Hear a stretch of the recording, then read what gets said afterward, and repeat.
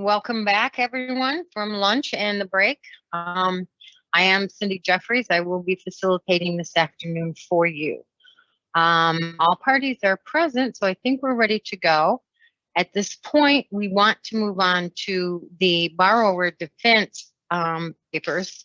There are 3 issues involved there. Issue 6, which is adjudication, issue 7, which is post-adjudication, and issue 8, which is recovery from institutions. They are in one document, but when you get to consensus, the consensus will be on the individual issues. Okay. Persis, you have your hand up?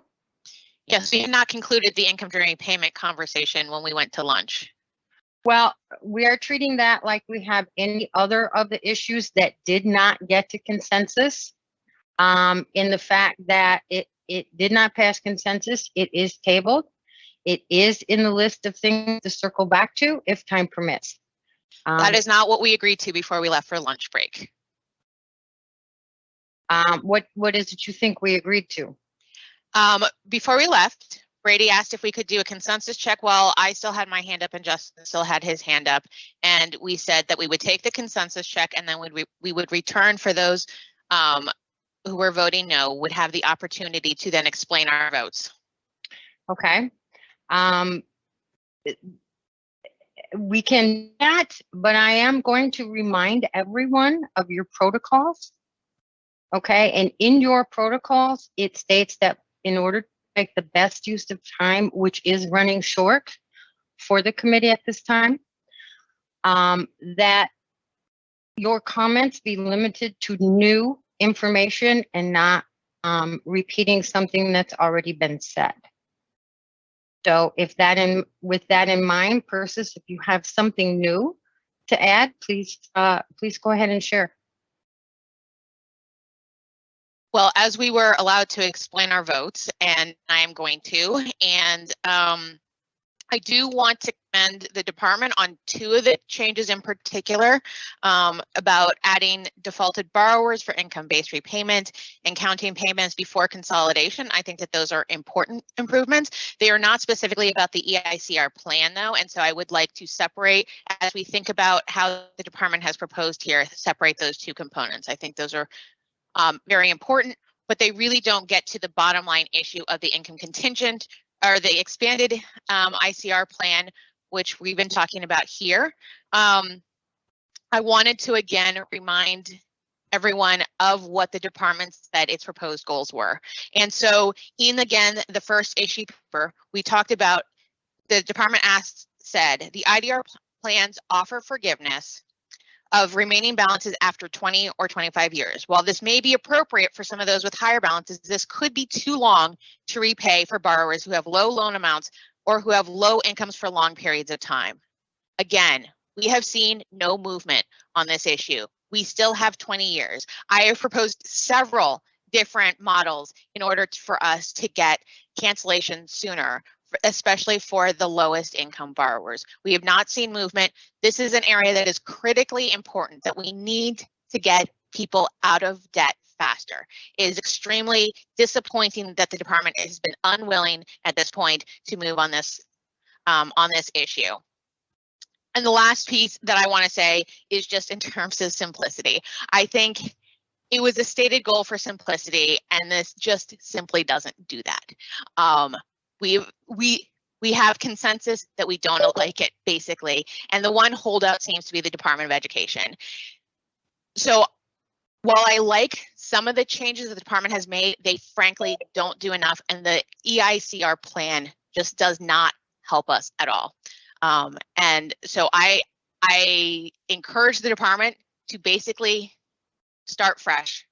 It had goals. They were good goals that we need to be following, but this plan doesn't do it. So that's what I have to say. And thank you for your time. Thank you, Persis. John, do you have something new to share? Yes, very briefly. I think just as we went to lunch, we took the vote. The vast majority of negotiators voted no. And then we were sent off to lunch with the quote, "The holdouts will have an opportunity to speak when we come back." It is disingenuous at some level to characterize a vote where the vast majority of folks voted thumbs down and a tiny number of people voted thumbs up as being a holdout. I dare venture that if Persis', for want of a better word, proposal had been put up for a vote, there would be a holdout, but it would be a single holdout, namely the department. And so language matters. And to characterize a situation where almost everybody disagrees with the proposal as a holdout just seems an unfair characterization and not helpful in allowing us to try to reach consensus. And I will hold my other remarks because they were more specific about these proposals that we just find extraordinarily disappointing. Thank you. Thank you, John. Okay, seeing no other hands, unless any other persons or committee people who were not in agreement with it has something new to add as to why we're not comfortable going with consensus, we will move on to BD at this point. Aaron, please turn your camera on. Thank you. Thank you.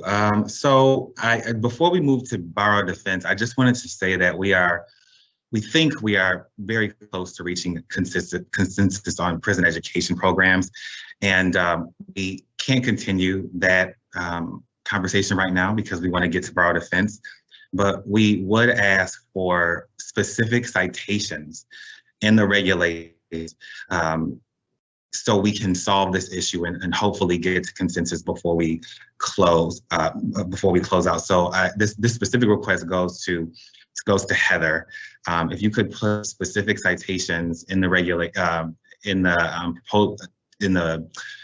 proposal for prison education programs into the group chat, the Zoom chat, that would be really helpful for the department to take back and contemplate whether we can make changes there that would help us get to consensus. Thank you, Aaron. Heather?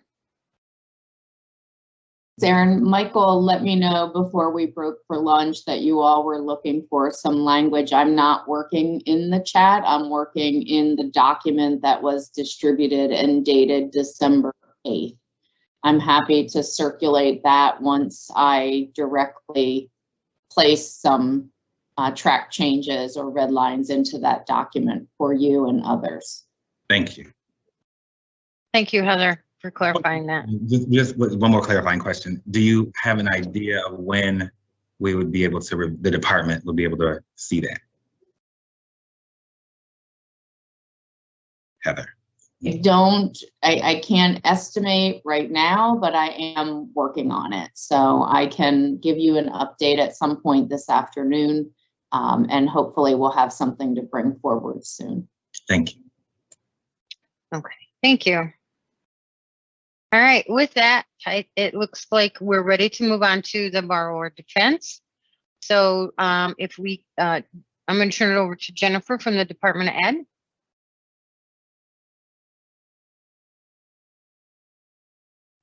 Great, thank you, Cindy. So we are at borrower defenses to repayment for this afternoon.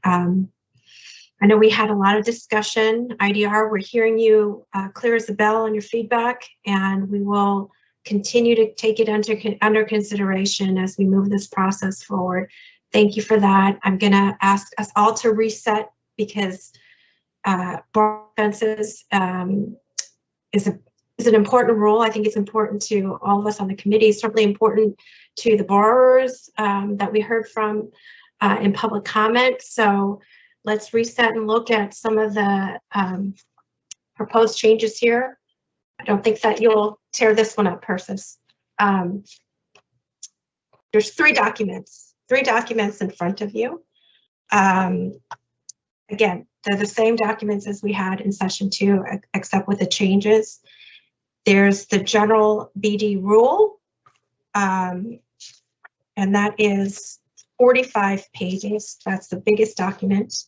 Then you have a misrepresentation document, and then another document on aggressive recruitment.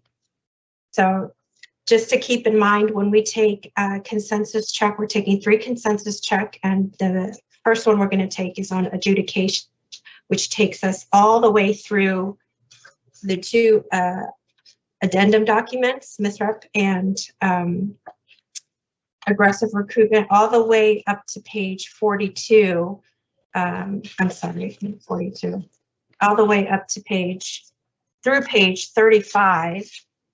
And then, which will take us to reconsideration. We'll take a consensus check on reconsideration all the way to page 42 on recovery.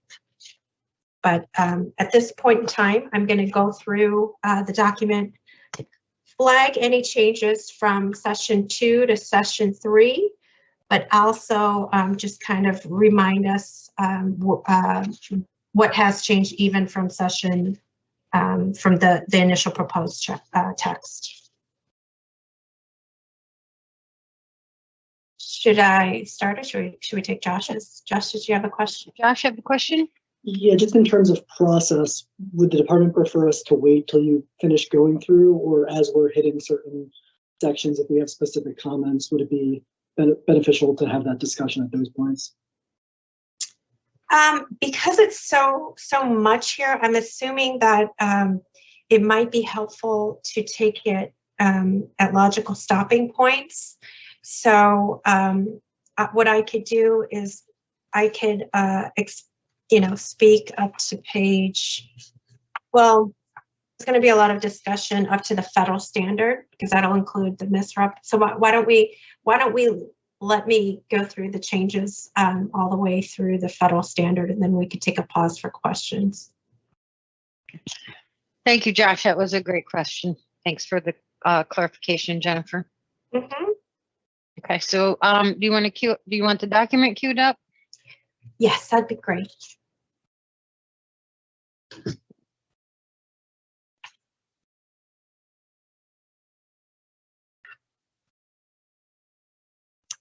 Okay, so right off the bat, the first few pages are all technical changes. We found that we needed to make conforming changes to other relevant sections of the text. So again, page 1, termination emergency action proceedings. We've added technical conforming changes to cross-references. Same with page 2, we've added the technical change to include a new subpart D. All the way through page 3 and 4, appropriate deletions. For hearing, again, we added on page 5 the new cross-references for the proposed BD rule. Page 668.91 on page 6, again, same thing, conforming changes, deletions as necessary. And then that will take us back to the actual document that you all had in session 2, which begins here on page 8. So everything prior to page 8 is conforming changes, and then subpart D again is where we're proposing to add the new rules for borrower defenses to prevent. Page 9, another conforming change under forbearances. Okay. So this takes us to 685.206, and we are at page 10. Now we're getting to the actual substance of the rule. Actually, this is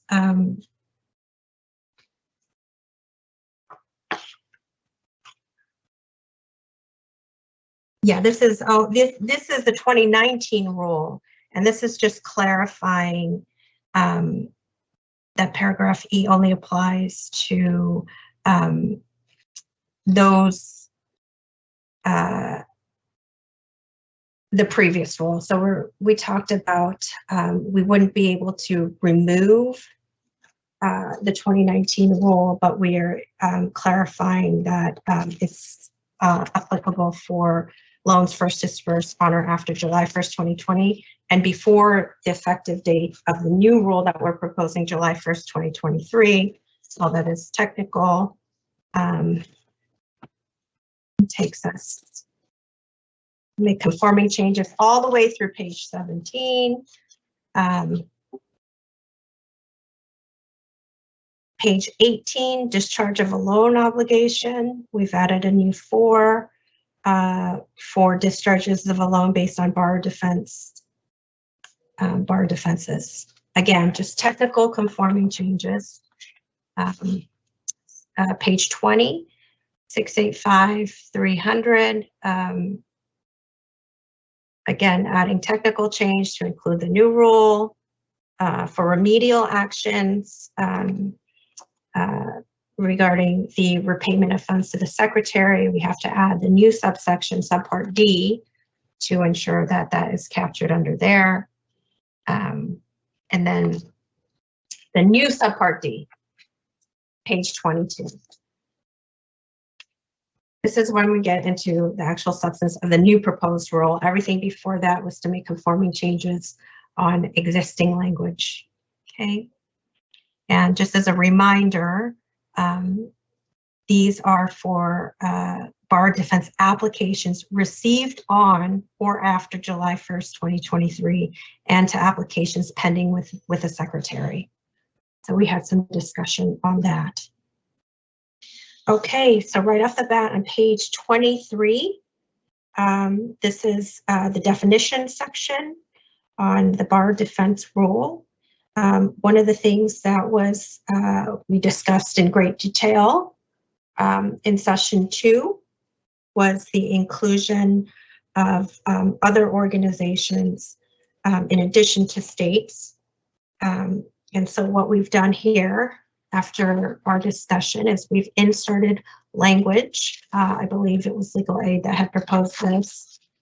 And I'm going to go over that with you. This is a new 7 at the bottom of page 23. The term third-party requester means we've included a state as defined in 600.2, a state attorney general, a state oversight or regulatory agency with the authority from that state, or Romanet 2, a legal assistance organization that A, employs attorneys who 1, are full-time employees, 2, provides civil legal assistance on a full-time basis, and 3, are continually licensed to practice law, and B, is a nonprofit organization that provides legal assistance with respect to civil matters to low-income individuals without a fee. Yeah. For some reason, Erin stopped screen sharing, so the participants can't see it. Erin, are you there? I'm here. If you would all just give me one moment. We have a technical issue. I apologize. Mm-hmm.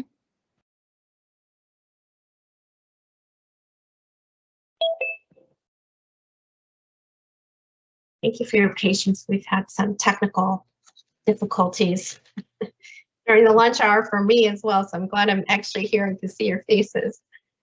While Erin works on that, I just wanted to say that this this definition of legal assistance, we've got them from the whole FEL, from the HEA, from FEL language, section 428.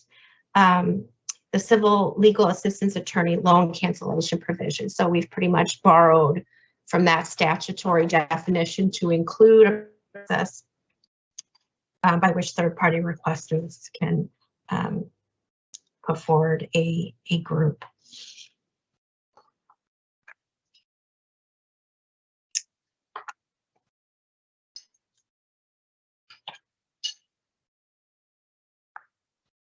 I'm back. What page would you like me to go to? If you could go to page 23, we're on the third-party requester definition.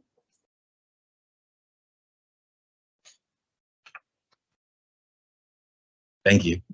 Okay. Thank you. Okay. All right. So I read the definition. We can discuss it. Let me go ahead and keep going here. Let's see. So all this, these additions, you guys have already seen this. Page 25, however, we have included a violation of state law. And we've defined it here, violation of state law. Borough has a bar defense to repayment under this subpart if the secretary identifies an act or mission of the school attended by the student that relates to the making of the loan for enrollment at the school or the admission or the provision of educational services for which the loan is provided that would give rise to a cause of action against the school under applicable state law. Jennifer, I know you said you wanted to wait for chunk it up in breaks, but Josh has his hand up. Sure, yeah, we could be more fluid about it if that's. I'm just getting in line, so I'm happy to wait. I'm happy to defer Oh, to okay. what you prefer. Okay, Josh, thanks. Okay. So that is the general section. So we're going to move over here. 1 second. Actually,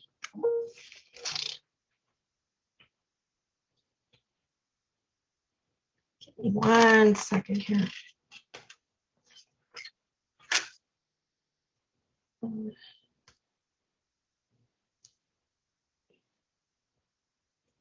Let me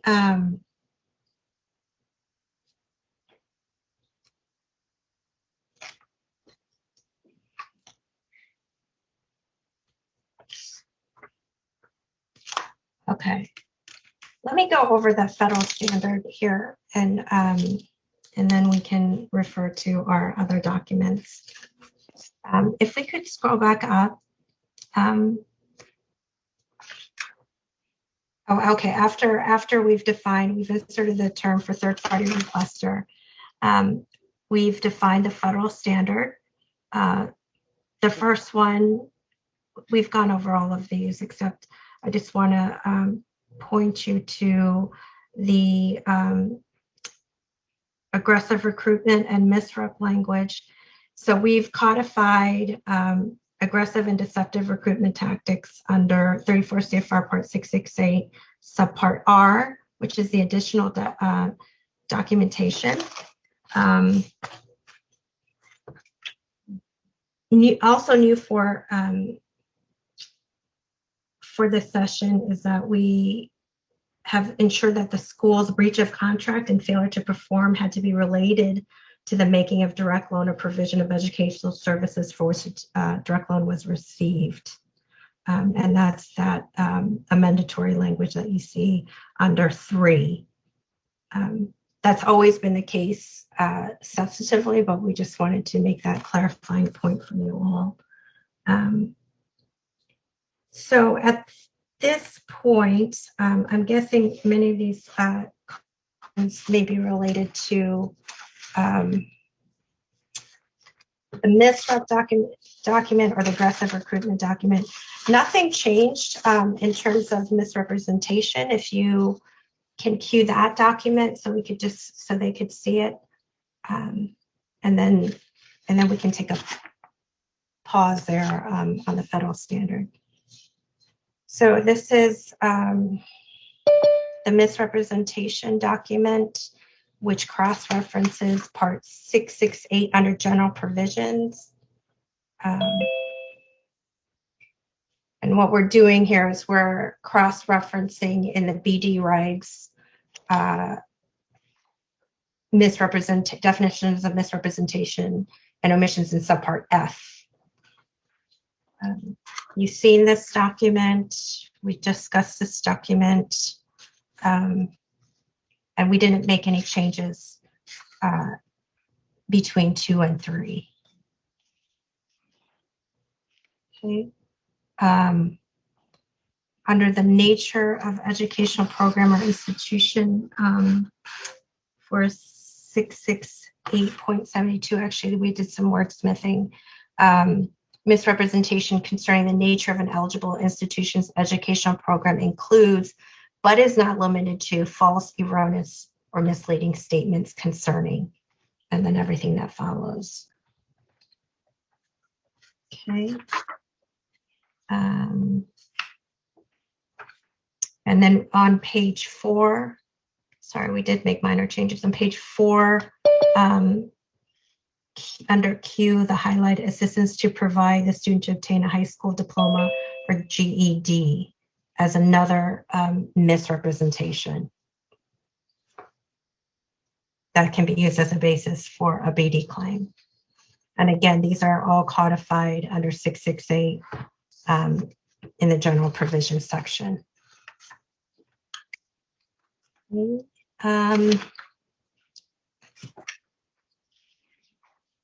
on to page 6 of the MISREP document, we have the piece of employability of graduates. And again, just to remind you, this has all everything that we talked about in session 2 regarding licensure pass rates, employment rates, actual rates that an institution discloses are inflated, and then some examples of what that might be. Happy to discuss that. And then in terms of omission of fact on page 7, again, this is all part of misrepresentation. We just deleted knowing, the word knowing under misrepresentation. Now, we did receive we did receive some feedback on that language from you, Joe, and I think if we could, we'd be happy to discuss that here. I don't think we were able to give you feedback on it in between sessions, because we received it fairly recently. So we're happy to discuss your proposal on omission of fact. Let's see here. Well, why don't we take a pause there and see what Josh and Joe. Okay. Yes. I just want to make a note here that Michael is coming in as accrediting agencies at the table for this. Okay. So Josh. Thanks. So before going into specifics, just very big picture, I think the department has made a lot of additions, this set of proposals that are really meaningful improvements to the BD regs. And, you know, while we certainly don't think it's perfect right now and hope that the department remains open to improving it, this really does go a long way in centering the borrower, ensuring that they have a pathway to relief when they're victimized by a predatory institution. Where I want to start is on a very kind of technical issue with respect to the definition of third-party requester and legal assistance organization. And just to start off, again, we are very appreciative of the department taking this proposal, because it will ensure that borrowers who might not otherwise have a pathway to relief can be represented by a legal assistance organization in a group effort. I am curious why, so I understand why the department drew on the definition from elsewhere but I'm curious as to why the department thinks that both A and B in 7 Romanet 2 is necessary. Just because I guess as I read it, I think it's, again, pretty technical, but I think it's a little clunky right now. And it almost could just be B is a nonprofit organization that provides legal assistance with respect to civil matters to low-income individuals without a fee. You know, not a major substantive point, but I think it's unnecessarily bulky as it's currently drafted. And then the other piece of this section that I just wanted to flag relates to the inclusion of the the violation of state law constituting a BD claim. We're definitely happy to see this as part of the definition section. One question I would have for the department is whether an individual who applies on their own and not through a group process would be able to assert the violation of state law in the initial first instance. As I read the reg, I think they can, but I just wanted to ensure that that's the department's position as well. Okay. Thank you, Josh. So, Jennifer? yeah, just real quickly, Josh. So, and we'll get to the individual group process. Is your concern, I know you said the clunkiness, but is there an issue with regarding the full-time requirement? No, it's just, I just don't see why, I guess I don't understand why any of that in A is necessary. It's more just a question of why any of that needs to be included, where a legal assistance organization can be defined just by B alone. Not a major sticking point for us. Yeah, I think the idea was we were trying to rely on language that already existed. And since this definition existed in the HEA, we've used it here.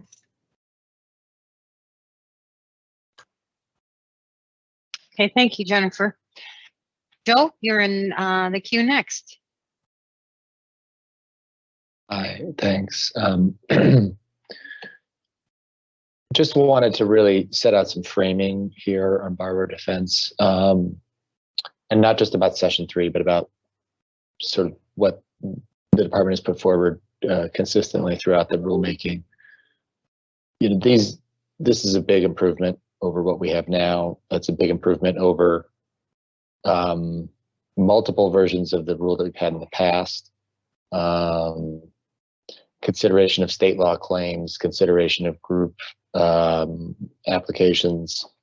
You know, these are big picture benefits to borrowers. And so just want to credit the department for their recognition of these principles throughout, and then working through the details with us in this rulemaking. On the definition of omission, understand that, you know, I got that to you during the process here. I took a survey of a bunch of my constituencies to kind of try to get a,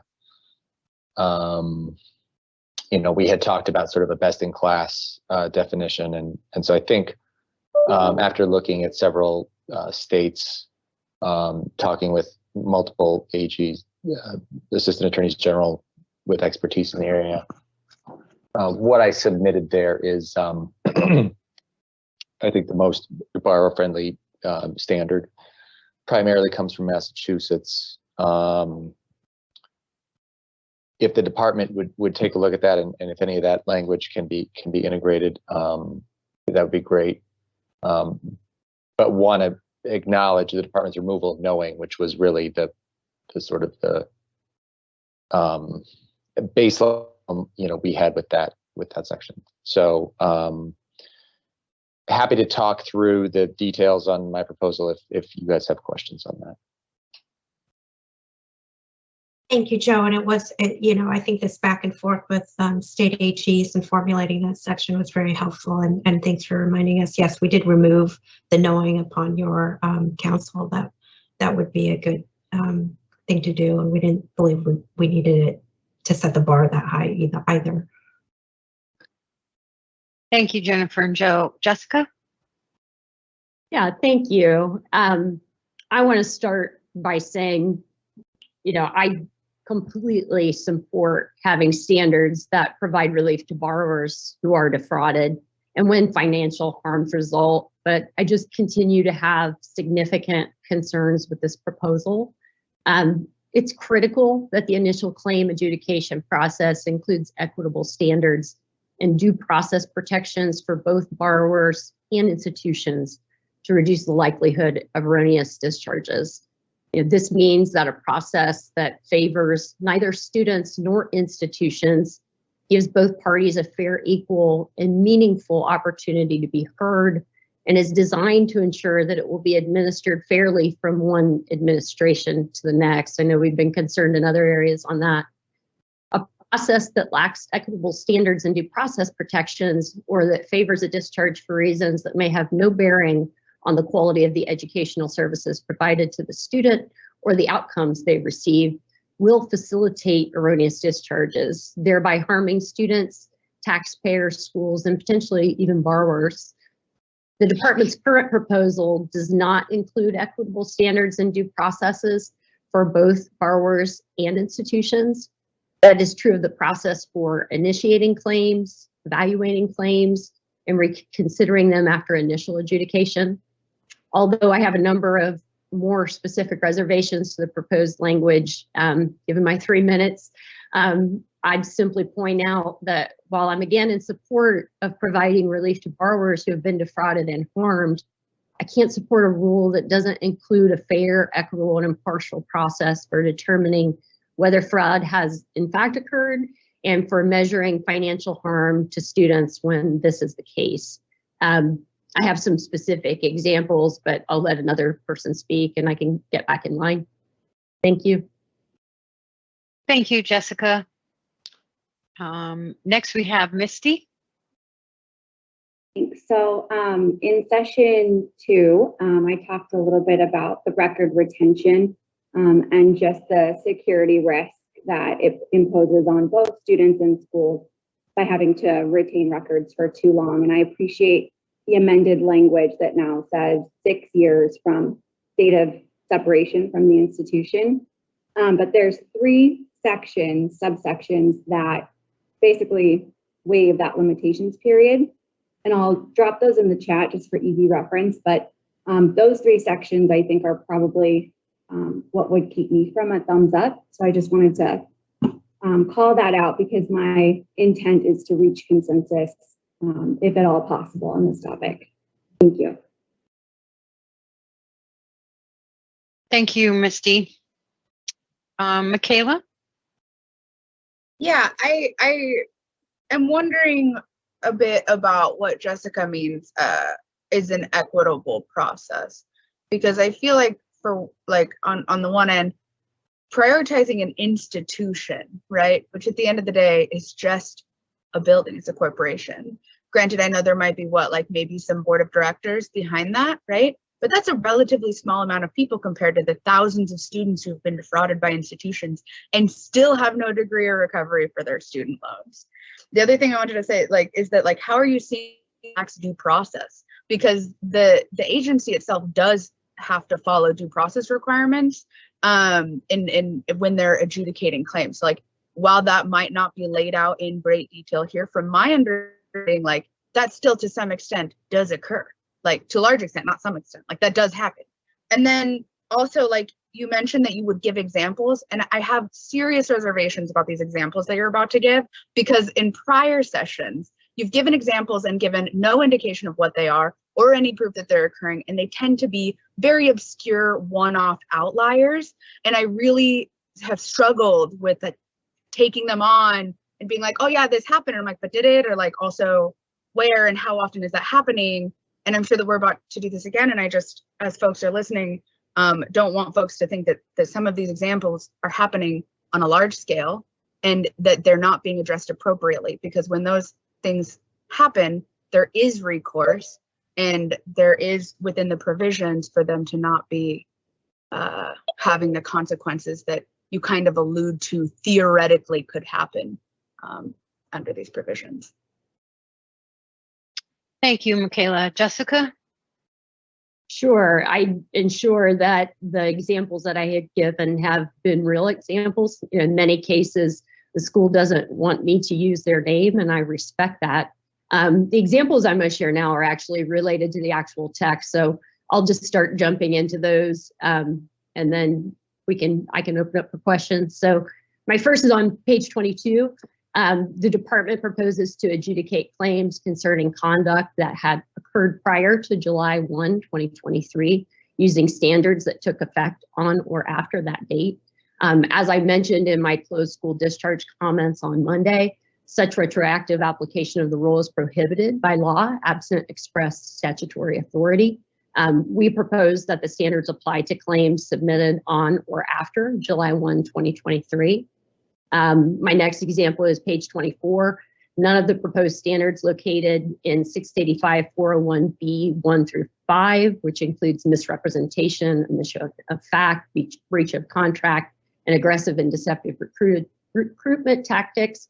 Not one of these proposed standards requires the department to make a determination of reasonable actual reliance by or material harm to the borrower. As articulated, they would permit the granting of a full discharge, even if the act or omission by the school was unintentional and the borrower neither relied upon it nor suffered any material or financial harm. We propose the department incorporate elements of actual reliance, materiality, and financial harm related to the claim into the standards. Another example on page 24, the favorable judgment standard proposed at 685 401B5 Romanet 1 does not require that the favorable judgment include a determination that the institution engaged in conduct that would constitute a borrower defense, or any finding that the borrower reasonably relied upon or was otherwise impacted by the conduct and suffered material harm. We propose the department add language that favorable judgment must be related to conduct that would constitute a borrower defense claim. I have other examples, but again, I'll let somebody else talk. I don't want to take up all the time.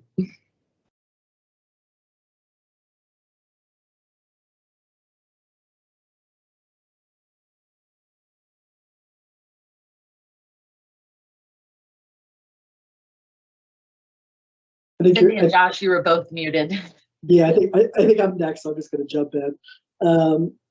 So on retroactivity, I mean, as I read this proposal, the department is only recouping from schools if the loan is dispersed after July 1st, 2023, and that the standards for deciding the claims for applications that are pending are only related to whether the individual gets borrower defense relief. And so the question I would have for Jessica is what interest does your constituency, or do you have it at all in that, if the that relate to school accountability are plainly not retroactive? I mean, as I understand the law on retroactivity, certainly you can't retroactively rulemaking in a way that's disfavorable to a borrower and that takes away rights and benefits that have accrued. But there's nothing in the law, as far as I'm aware, and if there are cases that you know of that are different, but there's nothing that I'm aware of that would preclude the department from being more generous specifically to the borrower. Moving on to the question about reasonable and actual reliance, and I know we've hit this at prior sessions, but one, I'm just curious how that relates to due process at all, because it's not really a question of due process. It's a concept that some states have in their consumer protection laws, although a significant number do not, for good reason. And so if that is related to the due process, I'm interested in just learning how. Would also be interested in hearing why proprietary institutions believe that a more stringent standard as compared to a significant number of state standards that do not have actual reliance should be utilized. And then the final point in all of this that I would raise is, there's kind of two components here. There's, should the borrower get relief, and then is Ed going to go after the school for recoupment? And so I frankly don't understand what the proprietary school's interest is when it comes to whether a student should get relief because a school defrauded them. I get it that when it comes to the school having to pay for their misconduct on the back end, the school certainly has a due process interest in that. But I'm not aware of any property 30 seconds, Josh, that for-profits would have on the specific question of whether a borrower is entitled to relief.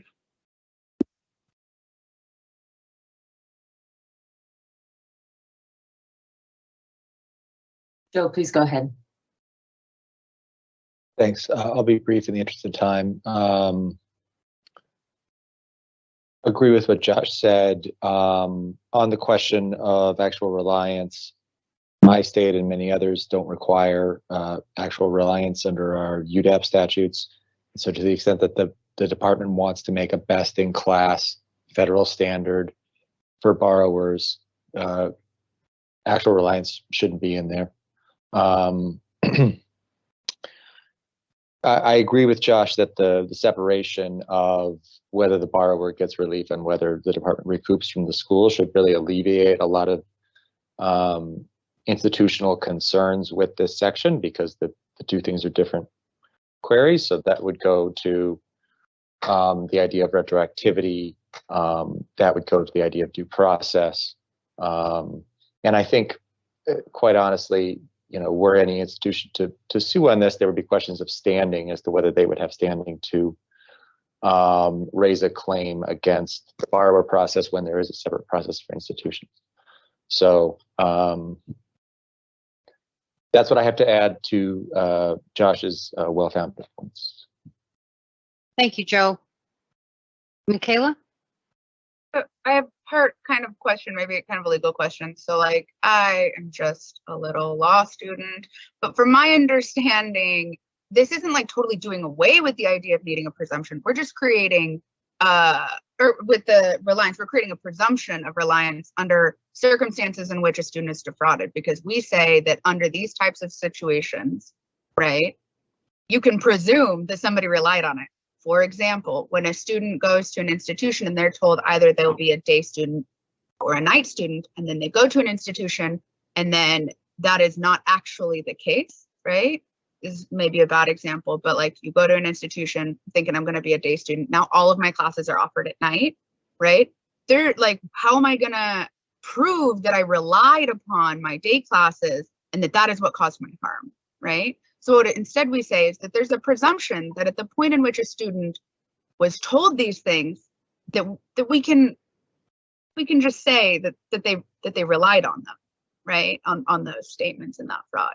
Also, the thing with presumptions is typically they're rebuttable, right? So even though we say we don't have an explicit requirement for presumption, we're not saying that you can't then, as an institution, if you're being held liable, say, well, no, that's not the type of thing that we would say a student can recover for, right? Like there is more to this process. I think saying that there's no due process and there's like, it's like making it sound like people don't have opportunity here to have a back and forth, and I just don't believe that that's the case at all. And then I also am wondering why it is that it is only the for-profit institutions that are speaking up right now as if this is somehow a for-profit versus student scenario, because it's not, right? Also, I think it just looks really bad. Like it really shows that like it looks like for-profits really just are what people want to say that they look like. And I just hope that isn't the case. And I just hope that you can articulate if there is any moving on this for you, Jessica. Because it doesn't sound like there is. It doesn't sound like you've come here to do anything other than to say no. Thank you, Michaela. Daniel, you are up next. Thanks. I just want to dig in a little bit to something Misty asked. I don't know if we're here yet based on the read through, but can I ask a question about group process that's on page 31, or do you want me to hold that, Jennifer? What would your preference be? Can you hold it? And for you, I will hold it. Thank you. You're welcome. Thank you, Daniel. Appreciate it. So seeing no more hands on that section, Jennifer, how would you like to proceed? Now just keep going and get into the group process so Daniel can ask his question. Okay. Okay. Okay, so that's the federal standard. We've included a definition for legal and third-party requesters to include state AGs, state authorizers. Excuse me, Jennifer. Erin, could you please cue the document? Oh, thank you.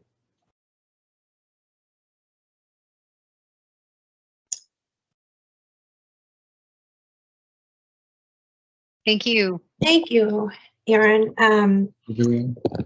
So now we just wanted to make that conforming change in the group process to include a third-party requester initiated group process, inclusive of all the third parties that we identified in the first part.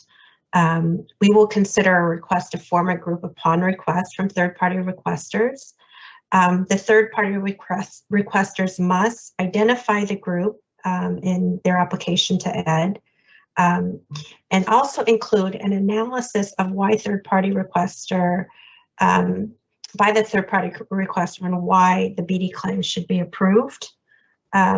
Also provide evidence beyond sworn statements that support each element of the BD claim being made, and to the extent possible, the names and other identifying information about members of the group. Also new for session 3 is that at the bottom of page 26, we may consolidate multiple group applications across institutions. So we've just made that explicit in the regulation. On top of page 27, we said that we would respond within 270 days to materially complete third-party request. And that response will include whether ED will form a group upon the state's or upon the third party's request, if ED chooses not to form a group, why it did not, and other info needed to go forward with a group formation request. Okay. Also new under new 6, subsection 6 on page 27, is that a third-party requester can petition ED to reconsider formation of a group for reasons other than what ED had already formed a group. That includes members of the proposed group. So reconsideration request to group formation must be received within 90 days of the initial decision, and we've struck out the provision that ED will include in the response a definition of the group. And that's under Romanet 3 in the middle of the page. Okay, so move to the borrower status after group formation. Again, this is text that we had before, but we'll designate a department official. Borrowers who had a BD application pending will be scooped up with this group formation, and then they'll be put into forbearance or stock collection status as applicable. New for session 3, borrowers that the department can identify, both defaulted and non-defaulted, we'll go ahead and place in forbearance ourselves and stock collection, respectively. Every effort will be made to identify the group members, but in some cases, some borrowers may not be identified in the initial group formation. On an opt-in basis, such borrower who was not initially identified will be granted forbearance stock collection as appropriate. We will retroactively apply those benefits and no other consequences shall apply. And that's why it's so important for the third-party requesters, to the extent possible, help us identify the individuals that constitute the group. And I will stop there for group process. Those are the additions we made under 685.402 for group process for borrower defense. Okay, thank you. Erin, if you could stop share for now. Thank you. Josh. Well, does Daniel want to go first, because he technically has a question? Thank you, Josh. And I'll wait. I just want to highlight for the negotiators, because I think there's some confusion here. There are 2 groups, and there are 2 group processes. And I understand why the department separated them, and they have different sets of rules. So my question is actually on the other group process, which is the one that's on page 31, 32, and that's a group process with secretary. So I just want to, just so everyone's clear, there are in fact 2 group processes as envisioned in this document. Thank you, Daniel. Okay, Josh. Thanks. So big picture again, we're just thrilled that the department has included additional third-party requesters in here. I think as our prior proposal suggested, I think this can be streamlined in a lot of ways, but can certainly live with how the department has laid this out. I think the biggest problem we have right now with the proposed regulation relates to evidence beyond sworn borrower statements. So I understand why the department is including that requirement. My concern is, I have a few concerns about this. First, if a legal aid rep, for example, was able to pull together 900 affidavits from borrowers, like the advocates did in the Sweet case, and present that as part of a borrower defense application with nothing more, then this regulation would say that's not sufficient, even though every affidavit described similar, even if every affidavit describes similar conduct. And so I'm concerned that there can be, consistent statements by borrowers describing exactly how a school operated that wouldn't be sufficient for a group discharge because of this requirement. And so just to put a finer point on it, we've heard a lot from Brooks borrowers, and they all shared very similar experiences about how the school took advantage of them and lied to them. And with this requirement, if I put together an application with them and only because the school was long gone, only was able to submit all of their affidavits, the department would be saying that that's not sufficient for a group discharge. And that doesn't, just as a matter of kind of evidentiary standards and what would be sufficient in court, for instance, that just doesn't sit right and seem right to me. There's also, frankly, kind of the more normative element to it, where it almost feels like the department is saying to borrowers, like, your voice isn't enough. And I don't think that's what the department is intending here. But I think that's how, at least to my mind, it comes across by including this requirement. And then the final thing I would note on this is, so I understand from an efficiency standpoint, the department 30 seconds, Josh. Group applications that are fulsome and give the department what it needs to make decisions. I would just note, even if a group application comes with affidavits describing similar conduct, that still puts the department in a better position to make decisions than it would have been if it was acting kind of sua sponte and with nothing before it. Then I'll come back on for a few more minor points. Thank you, Josh. Jessica? Yeah, thank you. I just want to come back to the borrower defense statute does not contemplate a borrower defense claim outside of a collection proceeding, much less authorize the department to proactively certify a group of borrowers and initiate a proceeding without any claim filed or any showing that a borrower relied upon or was harmed by some act or omission of the institution. We propose that the group process elements of the proposal be removed to ensure each claim is reviewed on its individual merits to ensure equity for borrowers, institutions, and taxpayers. Thank you, Jessica. Josh? So I just first have to ask how it would be inequitable to institutions that have a group process. So I'll just put that question out there. Because it, to my mind, just seems like it's focused on, one, making the process more efficient for everybody, and two, ensuring borrowers that wouldn't otherwise have relief get relief. And I think at least everyone has stated that they have the borrower's interest in mind, right? So I don't see how getting rid of the group discharge process would change that. But moving on to the specific questions I have. So in terms of providing a response to material complete applications, can the department shed light on what would constitute a material complete application, and or whether it intends to provide kind of sub-regulatory guidance on that? Just because I'm concerned that a future administration that doesn't want to adjudicate third-party requester claims will say, well, this isn't material complete, so I'm just not reviewing it at all. And so just want to ensure that that can't happen.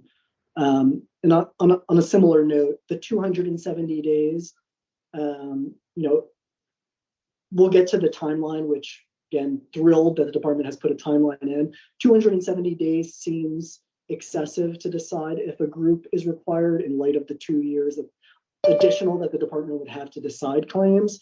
So just wanted to flag that issue. But my real question is about the material complete language. Thank you, Josh. Jennifer? So thank you, Josh. And I know throughout this rulemaking, there's been an interest to include these timeframes and, regulate the department where that's really not, we're generally trying not to regulate the department. I understand the concerns behind that. And, but frankly, if an administration wanted to come and disregard the rules, we've seen that happen before. So I don't know that getting so specific in the regulation is necessarily the solution there. So to your first question, yes, we could provide something more sub-regulatory on what constitutes a materially complete application. There was a lot of back and forth about timeframes. There's real hesitancy to include those timeframes, but we have, and we've landed on kind of what we believe are reasonable targets for us to meet. Can I respond really quickly to that? Sure. Thanks. Yeah. Go ahead, Sorry, Josh. Joe. So yeah, I think sub-regulatory guidance on that would be helpful, just so that advocates can ensure that they're providing everything that's needed. And hear you on the timeline point. I think, if this is what's doable, that it's what's doable, and just having something in here to tell the borrower exactly when they're going to be getting a decision is so critical. And so we greatly support the department's inclusion of the timelines. Thank you, Josh. Joe?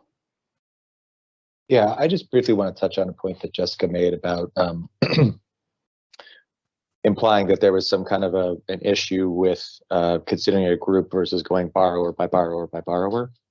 So as a state AG, if I bring a claim in court and I show that there's been a violation of my UDAP statute, I don't have to prove the elements for every borrower.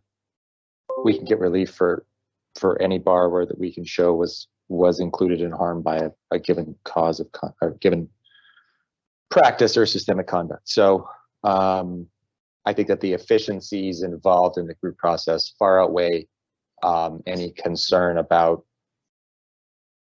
addressing each claim in turn. That's not standard practice in courts. It doesn't have to be standard practice for the department here.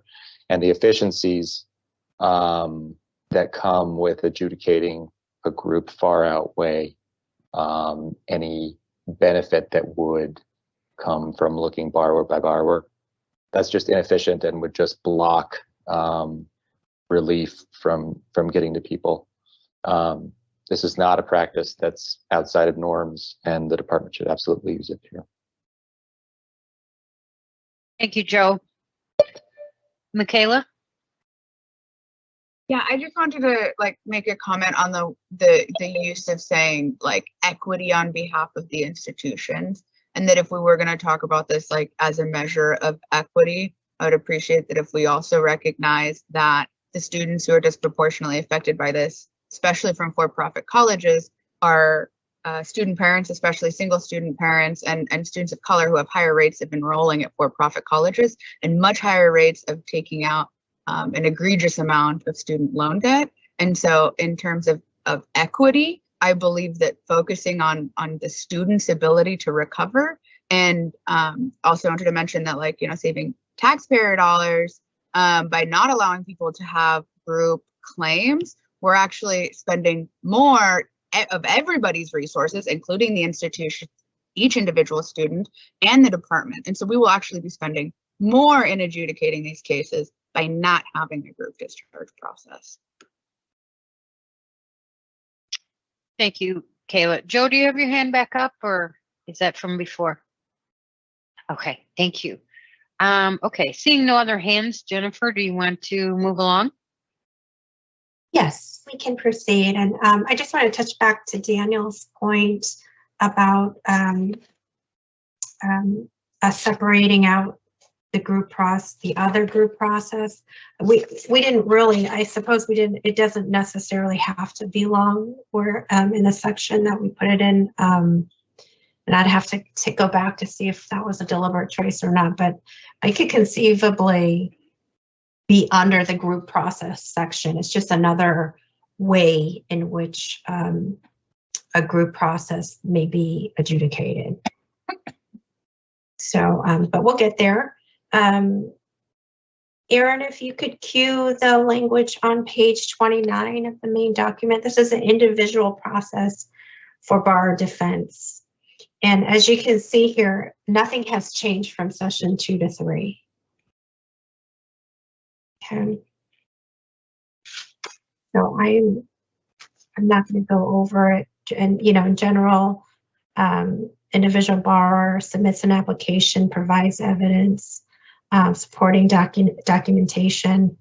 We'll put them on forbearance, stop collections, and that's the individual process. Nothing new from session 2. Okay, now we're going to move to Daniel's question that he had on group process based on prior secretarial final actions. Nothing has changed here. We talked pretty extensively in session 2 on what this means. Basically, informing a group process under 402B. We can also consider information that we obtain through a final program review determination or final audit determination defined under section 668.112A or B. Any failure to meet admin capability requirements, loss of eligibility on CDR due to CDR, fines, limitations, suspension, or other emergency actions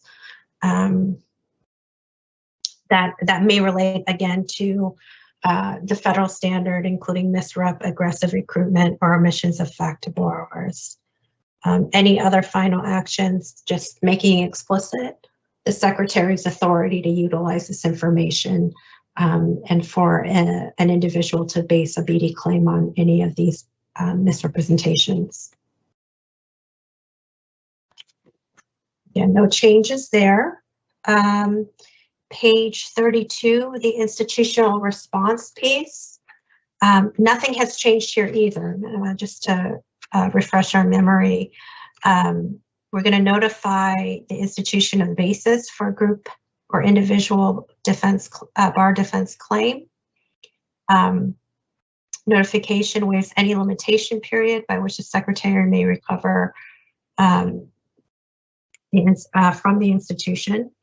We will request a response from the institution within 60 days. We talked about this last time. And then either the institution submit an affidavit to us on a form approved by the Secretary and certify that under penalty of perjury. And if the institution does not respond, the department official shall presume that the institution does not contest a bar defense to repayment claim. And I'll pause there because I see Daniel's hand up. Thanks for walking us through that, Jennifer. I want to note that Bethany is back at the table for her constituency of individuals with disabilities or groups representing them. Daniel, can I turn it over to you? Yeah, so I just want to echo Misty's concern and see if I can help maybe by asking you a question, but thank you, Misty, for raising this. So as I see, there are three different three different ways. There's a group as defined by a third party, or the department can define. There's individual, and then there's group by secretary action. And where I want to particularly focus on is on B1 of section 405. The way I think Misty reads B1, and I would echo that we need to, I think, better understand this, is that the statement is waives any limitation period. So just so I understand, if we are in year 8, beyond which a borrower has left the institution, and the limitation period we know is 6 years, is that waived, or is the intention to waive the expiration of any limitation period by notification? I don't think the intent is want to be clear. I don't think the department's intention is to say the limitation applies or the limitation period applies, but not when someone submits a claim. Because essentially this clause then wipes out any limitation period ever. I think the intention is it waives the expiration of the limitation period. So that's a call. I typed that language into the chat, but I think really it would be helpful to say waives the expiration of any limitation period from that point forward. That's really the key issue here, I believe. Thank you, Daniel. I want to note that Emily is taking the table for representing that veterans and service members. Emily? Thank you. And I think actually Daniel's question may have alleviated my concern.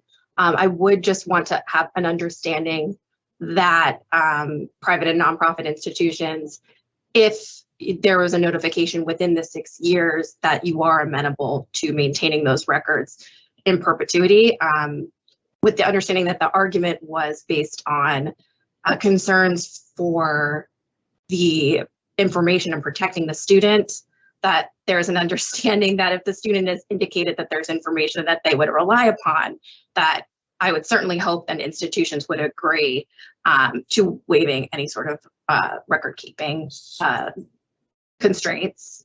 And I also was hoping to maybe get clarity on, and I guess we'll get there, the wanting to also strike in totality 685.407F, but is it better to pause that until we're further down the line? I just want to know if your interest is to strike that in its totality or only the parts that are concerning reporting. Okay, thank you. Daniel, you had raised your hand. Did you want to respond to Emily? I just wanted to respond to Emily. And just to clarify for the department, I view this as no different than being notified of a legal issue and being asked to maintain records from a case of law. So at that point, once notified, institution has an obligation to retain records related to a legal case. I don't view this any differently, but I would have objection to that. Once the limitations period is over, somehow then waiving the limitation period. That's really the concern. So Emily, I support your interpretation as you've expressed it, and I think you and I are in alignment. Thank you, Daniel. That's right. I mean, how you've characterized it is accurate. So, but you're suggesting that we work with that a little bit to make it, to clarify. Yeah, the language, if your legal counsel is comfortable with it, waives the expiration of any limitation period. I think would then, further clarify what the intention is. You're not waiving the limitation period. You're waiving the ability for the limitation period to expire. So you're waiving the expiration of any limitation period. Okay, we'll contemplate that. Thank you, Jennifer and Daniel. Josh, thanks for waiting while they had that exchange. No, Go for ahead. sure. Thank you. So my comments are about the individual process for borrower defense, so 685-403. And these are all things we've recommended before, but the first relates to charging interest for 180 days while the application is pending. In light of the department's timeline for deciding these claims, I think we thought the 180 days didn't make sense to begin with, and don't see the need or the appropriateness for it even more. And so would recommend that the department just stops charging a borrower's interest at the time the application is filed. Two, again, I think we would like to see in the final regs some sort of action or remedy that the department will provide if it unlawfully collects during a borrower defense forbearance, just given the past history with the department and unlawful collections. And then finally, for 685-403B, would continue to recommend kind of changing that language so that it makes clear that an application to the secretary is itself evidence of a borrower defense application, and the borrower can provide additional evidence that supports the application if the borrower chooses to. Okay. Thank you, Josh. Jessica? Sure. I want to go back to the individual process too, and just explain why that process for adjudicating individual claims does not afford institutions basic due process and fairness protection. I think this will provide some examples to explain what I'm talking about. The proposed individual process does not require the department to timely notify the school that a borrower defense claim has been filed, or to timely provide a copy of the claim, with the result that the department could notify the institution weeks or months after the claim was received. The proposed individual process does not require the department to identify or provide to the institution the documentation obtained by the department or otherwise supplied by a borrower in support of the claim, or to identify or supply the records the department official considers relevant to the claim. The draft rule does not guarantee or even contemplate an opportunity for institutions to request reconsideration. I know we're going to get into that a little bit further later. There's no time limitation whatsoever on a request for reconsideration. And, we propose on all of this, we just propose that the department provide institutions basic due process and fairness protections when adjudicating individual claims by providing timely notifications, copies of claims, time limitation on the student reconsideration process, and a reconsideration process for institutions. And then one more comment I wanted to make on page 31, the draft standard at 685-404B does not permit an institution the opportunity to respond to final actions imposed by the secretary that are later used in the context of a group process. This means a final program review or final audit determination issued years before the regulation takes effect can be used as evidence by the department in the context of a group process. However, the draft standard prevents an institution from responding. So we would like to see 685-404B removed.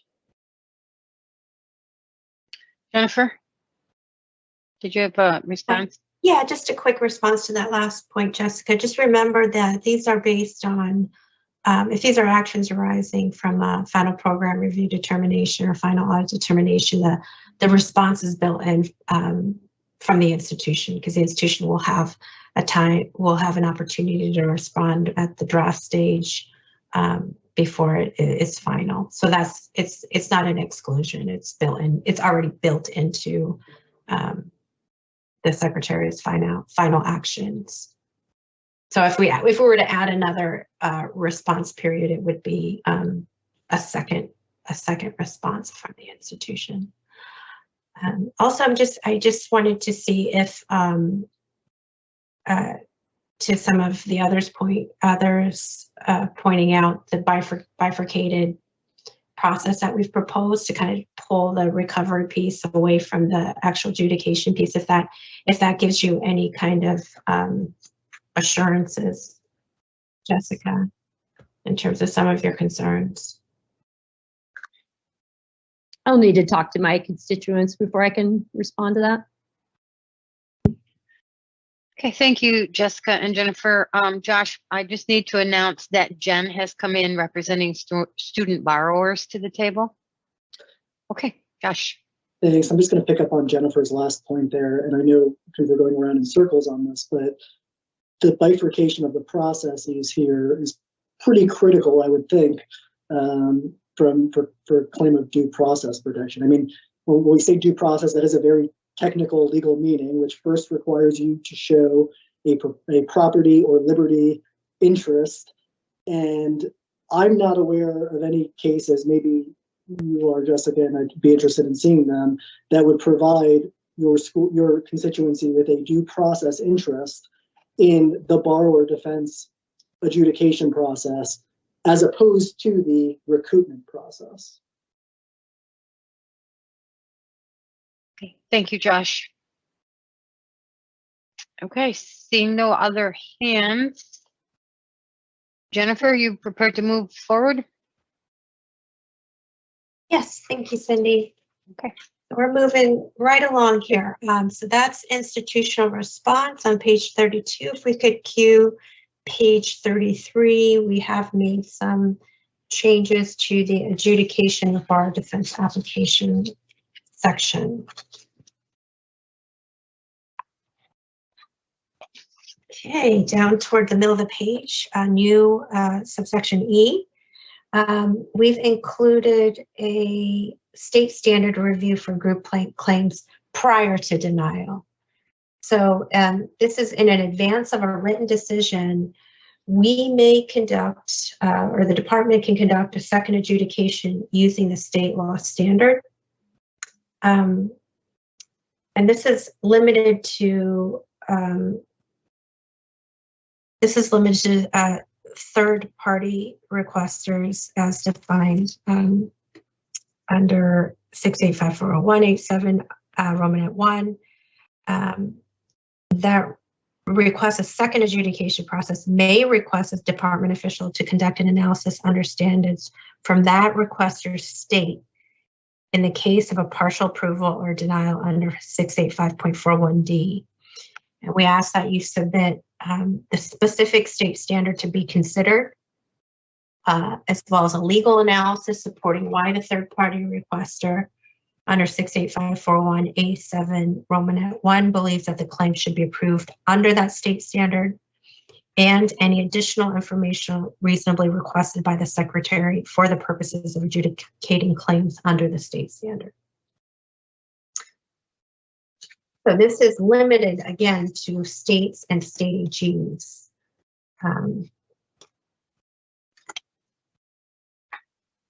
Okay, moving over to page 34.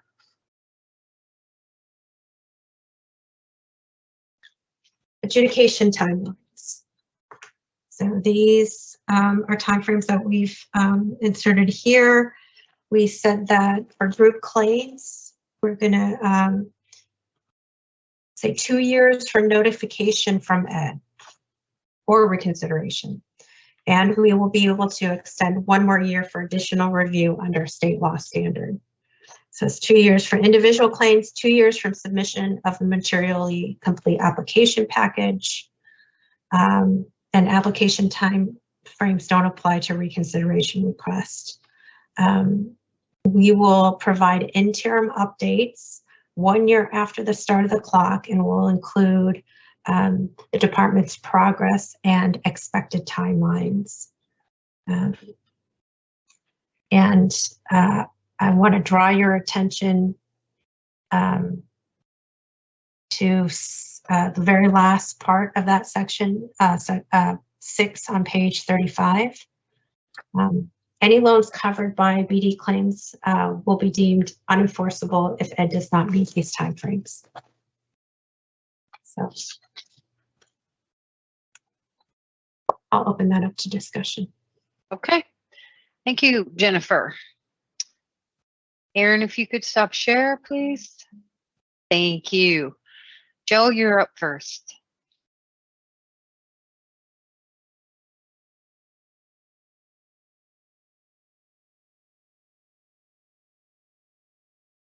You're on mute, Joe. These points may bleed over somewhat into reconsideration, which I know is the next page, but just wanted to touch briefly on the consideration of state law claims in a group application prior to denial. We appreciate the department providing this opportunity for group claims to consider the state law claims up front. It's certainly something that we're interested in. We appreciate the department including that. As we've stated in the previous sessions, we do think that this opportunity should also be afforded to individual borrowers, and would urge the department to continue to consider that. We think the reconsideration process is likely to be a bar to individual borrowers filing claims. Maybe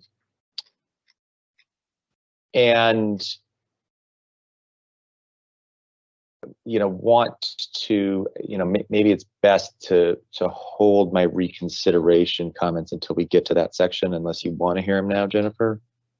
Okay, I'll hold them. Okay. Thank you, Joe. I just want to note that Justin is returning to the table representing veterans and service members. Josh? Thanks. So there are a few things I want to talk about with respect to adjudication. I'm going to start with one that was really critical to my constituency, which is respecting the timeline. And I can't understate how important this change is, given the department's past practice and the need for borrowers to know when they're going to have a BD claim decided. I mean, just this past Tuesday, Mr. Figueroa provided public testimony about how he submitted his application in 2016 and still hadn't heard back. And so I think the department's inclusion of this timeline is a real signal to borrowers like him that they take the harm caused by the delay seriously. Also really appreciate that the department has put some meat on what it means if the department violates that timeline and to have the loan deemed unenforceable. I do have a question for the department with respect to that phrasing, though. I think we have questions as to what that practically means. So, for example, if a borrower was in default at that time, would the borrower have renewed eligibility for Title IV funding? Similarly, is the department going to be making updated reports to credit reporting agencies in response to the loan being deemed unenforceable? And similarly, like, is the department, even if it deems the loan unenforceable, still going to decide the borrower defense claim to fully discharge the loan? I think it would be helpful for the department to spell all of that out, or frankly, to draw on some of the ideas in the Student Borrower Protection Center memo on the department's settlement and compromise authority, to simply just discharge the loan, so there's no question about the implications of what happens if the department doesn't follow through. So that's issue one. Issue two relates to the state standard. I'll just pick up on where Joe left off. That, to my mind, so we're thrilled to see that the state standard a violation of state law constitutes a borrower defense claim. To my mind, if an individual applicant put a violation of state law in their initial application, that would constitute a borrower defense. And if the department did not consider that in the first instance and only did it on reconsideration, it would seem to me that that individual would have a pretty strong APA claim to challenge the department's failure to consider it in the first instance. And so I would urge, like Joe, the department to consider expanding that initial consideration to individuals who similarly lodge a state law claim in their BD application. And then the final point I'll say on this section is, we continue to have concerns about the contents of the denial notice, and we continue to urge the department to consider expanding the language that it has for the requirements of denial notices. Okay, thank you, Josh. Daniel. So since I was one of the people who also with Josh pushed for a timeline, I want to express appreciation to the department for setting a timeline here. I think it's very useful and very helpful, and I appreciate the movement between week 2 and week 3. So thank you to the department for setting some timelines that are clear. I also need some clarity on what unenforceable means. So for example, I added some proposal to the chat, which would be, could we, at the end of that clause, if the department's deeming the loan unenforceable, I echo Josh's concerns about defaulted students and credit bureau reporting. I also would add a concern about institutional recovery. So if it's throughout, if the department has basically not been able to process the claim, then there should be a specific statement that institutional recovery is waived in that case, because the department has not adjudicated the outcome. So, but otherwise, again, I'm in support of this section. I appreciate where we've come from where we started. Thank you, Daniel. Jessica? Yeah, I just have a question for the department. So can you explain why you've incorporated a state-based standard into the proposal when the department for the last several years, through the last 2 administrations, indicated that it was creating a federal standard and moving away from the state-based standard concept?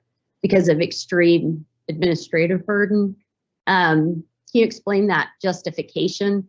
It appears the draft proposal is contrary to the 2016 and 2019 rules.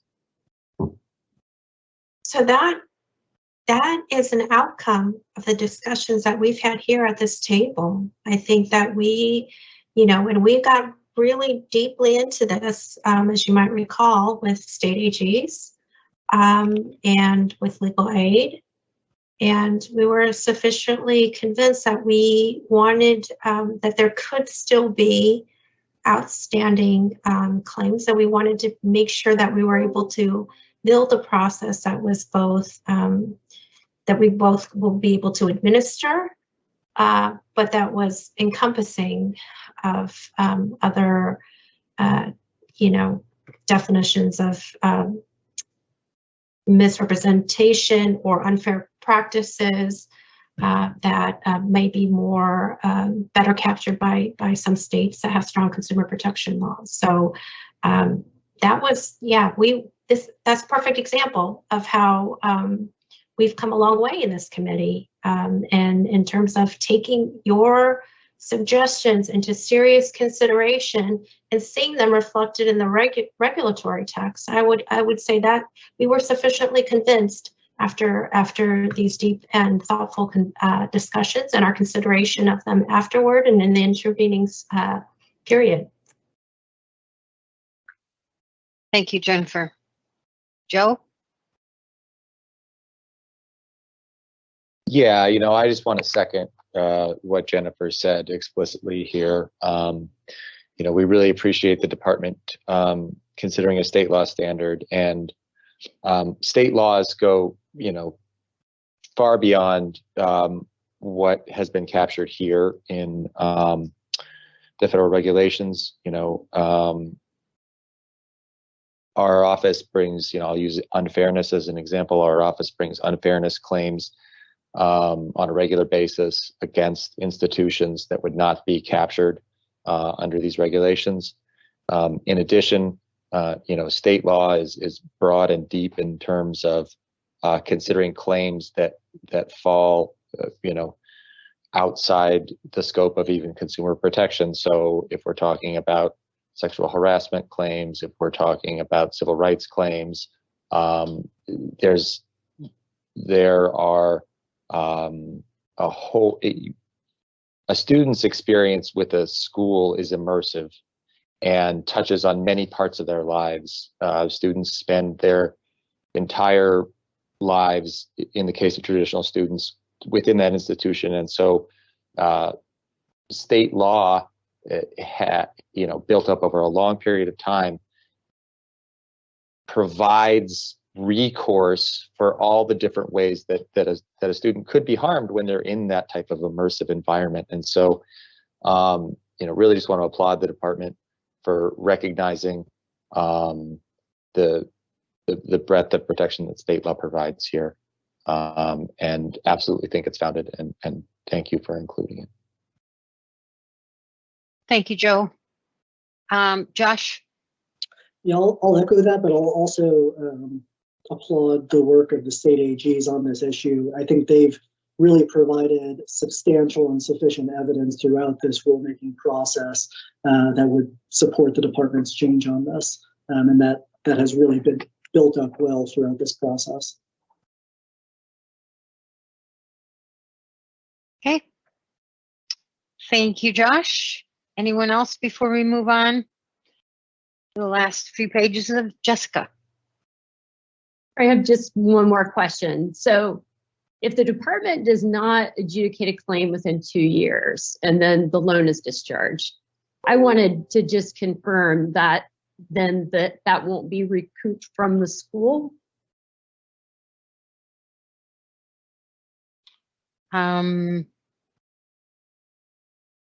Department may need a minute to answer that, Jessica. So if you want to drop that question. Daniel, do you have a response to it? That was, Jessica, that's exactly the point that I raised, and I added that language that I'd proposed to put at the end of 6, which says basically, if you go back to the end of the clause, an institutional recovery under 685-409 is waived. So I'd propose adding that clause to the end of the statement to make that clear. Thank you. Okay, I don't see any more hands. I think we can safely move on to the last several pages of the document, Jennifer.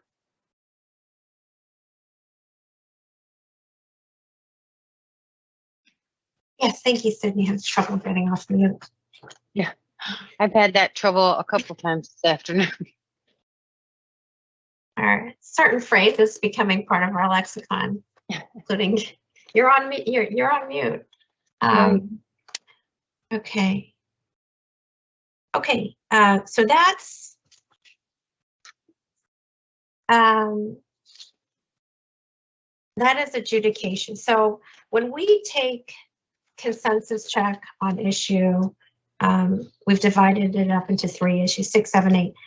Everything up to that point, everything up to reconsideration will be issue 6, adjudication of BD claims. So that includes the federal standard, the inclusion of third-party requester, individual process, group process, adjudication, and then now we're at reconsideration.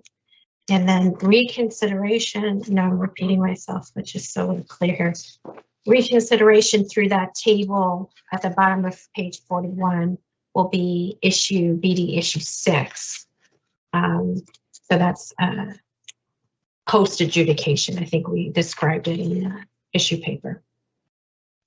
Okay, so for reconsideration, some changes here since session 2. New for session 3, under Romanet 1, we've included administrative or technical errors as a basis to request reconsideration. And then we've also included if a state or state AG third-party requester requests reconsideration, we ask that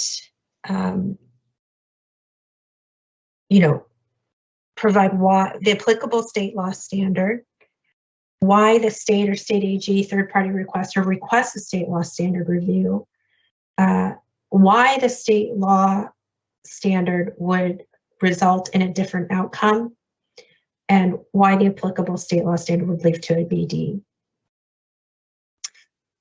Also new for session 3, if the department official already reviewed under state law standard and it resulted in a denial, why Ed's denial was incorrect.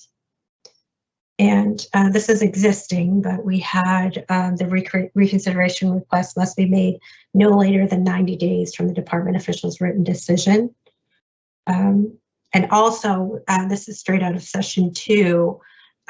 We just wanted to clarify that that the department will designate a different department official from the first department official that conducted the initial adjudication.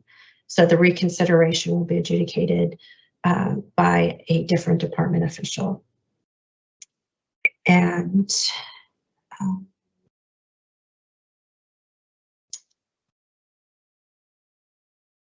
yes, I'll stop there for reconsideration. I see Justin's hand.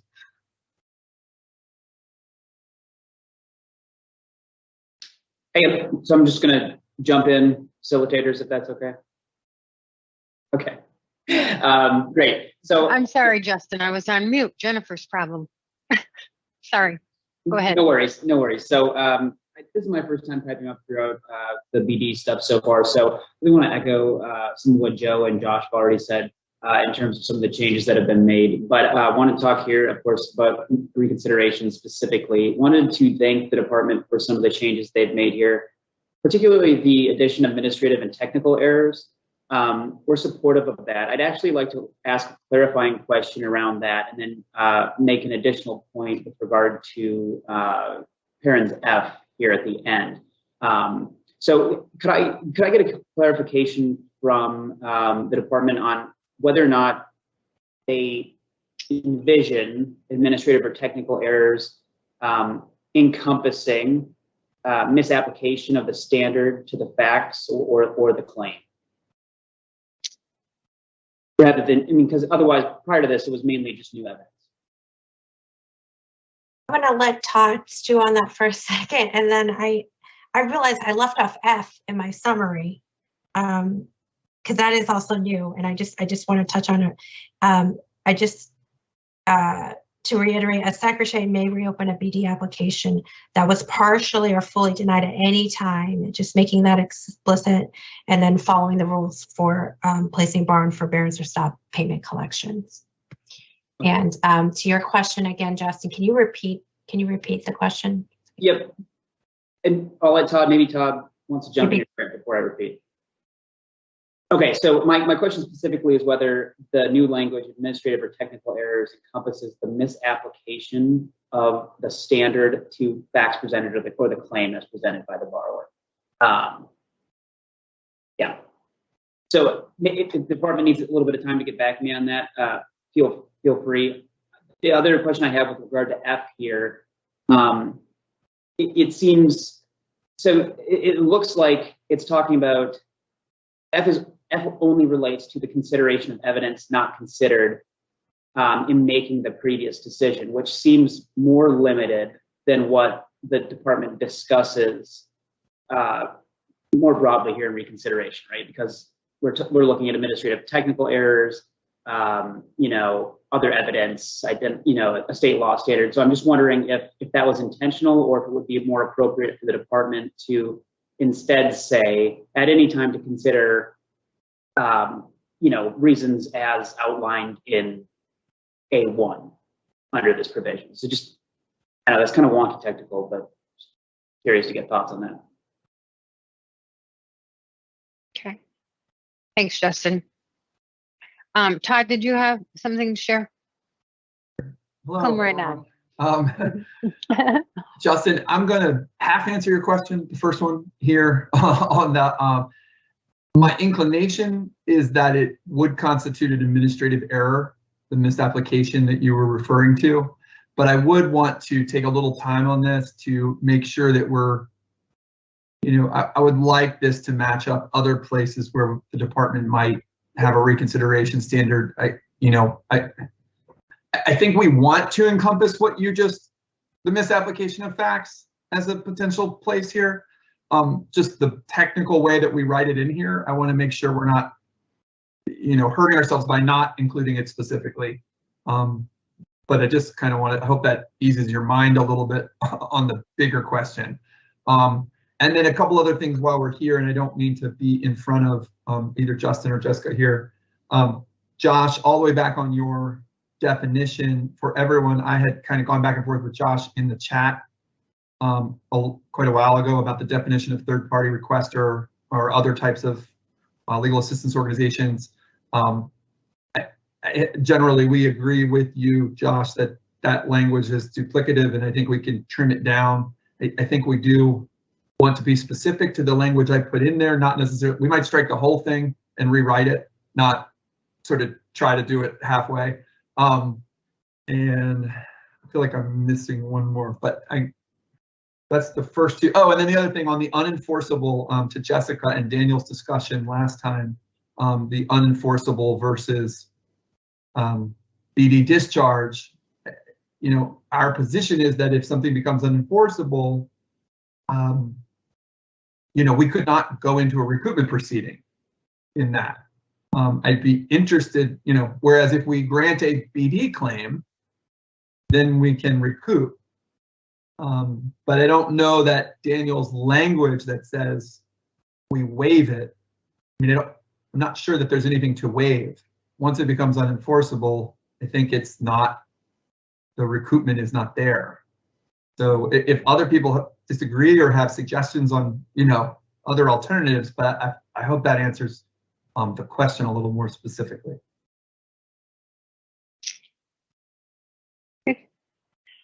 Thank you, Todd. Jessica? Daniel, did you want to speak to that? Because I was going to bring up something else. Go for it, Jessica. You're fine. Thank you. Okay, great. So I just wanted to express our concern with the reconsideration language. that the draft rule does not guarantee or even contemplate an opportunity for institutions to request reconsideration, while granting a right to reconsideration to any individual or borrower from a group or to any state attorney general or state oversight or regulatory agency. If an institution has new and relevant evidence that is likely to change the prior determination, it's in the best interest of the department and the taxpayer that it be reviewed, and it increases the likelihood of a just and accurate outcome, which should be the primary goal of the claim process. Also, the draft rule places no time limitation whatsoever on a request for reconsideration by a state or state agency or by the secretary, with the result that institutions could be required to defend a borrower defense claim decades after it was first filed, many times over, and even when a prior adjudication determined no responsibility on the part of the institution. Okay, thank you, Jessica. I just want to note that Emily is coming back to the table for veterans and service members.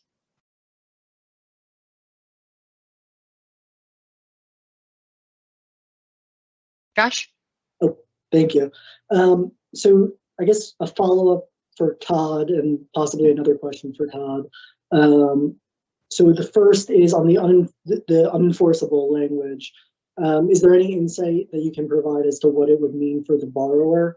Because I just think that would be helpful as to how to our comfort level in that language. And then the second, I put a question in the chat, whether I'm reading this reconsideration language correctly, that so A refers to the merits of the group borrower defense, and then A1 refers to an individual or a borrower from the group. So I get that an individual from the group can seek reconsideration of a group decision, but can an individual outside of the group process seek reconsideration of an individual application? And then finally, I know I'm just going to tape record myself and play it on repeat here, but I still don't understand what the institution's property or liberty interest is on reconsideration here as well, given the separation between the borrower defense process and recoupment. Okay, thank you. I see a message here that some parties would like to take a quick break. So Emily, could you hold your comment and we'll take maybe a 10-minute break and come back and pick up with yours and then finish up the BDR. Is that okay? All right, thanks.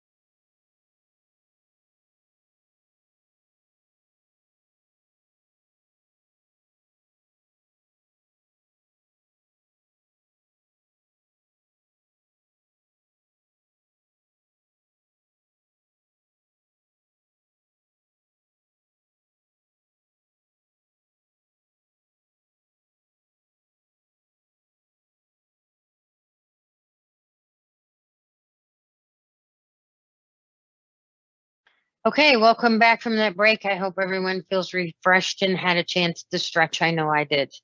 So with that, we'll pick back up where we were at. And we have several hands here. I just want to ask, Todd, did you have a response to something that has been put out there, or? Nope, you can go ahead with Emily. Okay, I can wait great. my turn this time. All right, great. Thanks, Todd. Let's see. Emily, you were up when we took our break, so I'm going to jump over to you. Thank you. So I just wanted to get clarity. So F under reconsideration is one of the items Misty had shared earlier would need to be struck in its entirety in order for that constituency to reach consensus. I want one, I guess, clarity. Is it the entirety of this language, or is there just one particular part of F that's problematic? And is it, like Daniel mentioned before, not really a matter of needing to strike this language, but just clarify on the before or after 6 years for the original claim? And particularly for this section, with clarity in language, if a claim is from pre 6 years and is denied, that there is a level of comfort in maintaining those records in perpetuity in the case that that claim might be reconsidered after 6 years. So any clarity on this, and also on the record for the other sections as well. Okay, thank you, Emily. I believe I heard that was a question. Was that a question for Misty, correct? And Yeah, she's up next in the queue anyway. So Misty. Perfect timing. So thank you. I did kind of want to clarify and loop back on my comments earlier, because I do think we're aligned on an intent standpoint from what I'm hearing from Jennifer and everyone. It's more just the way it's languages.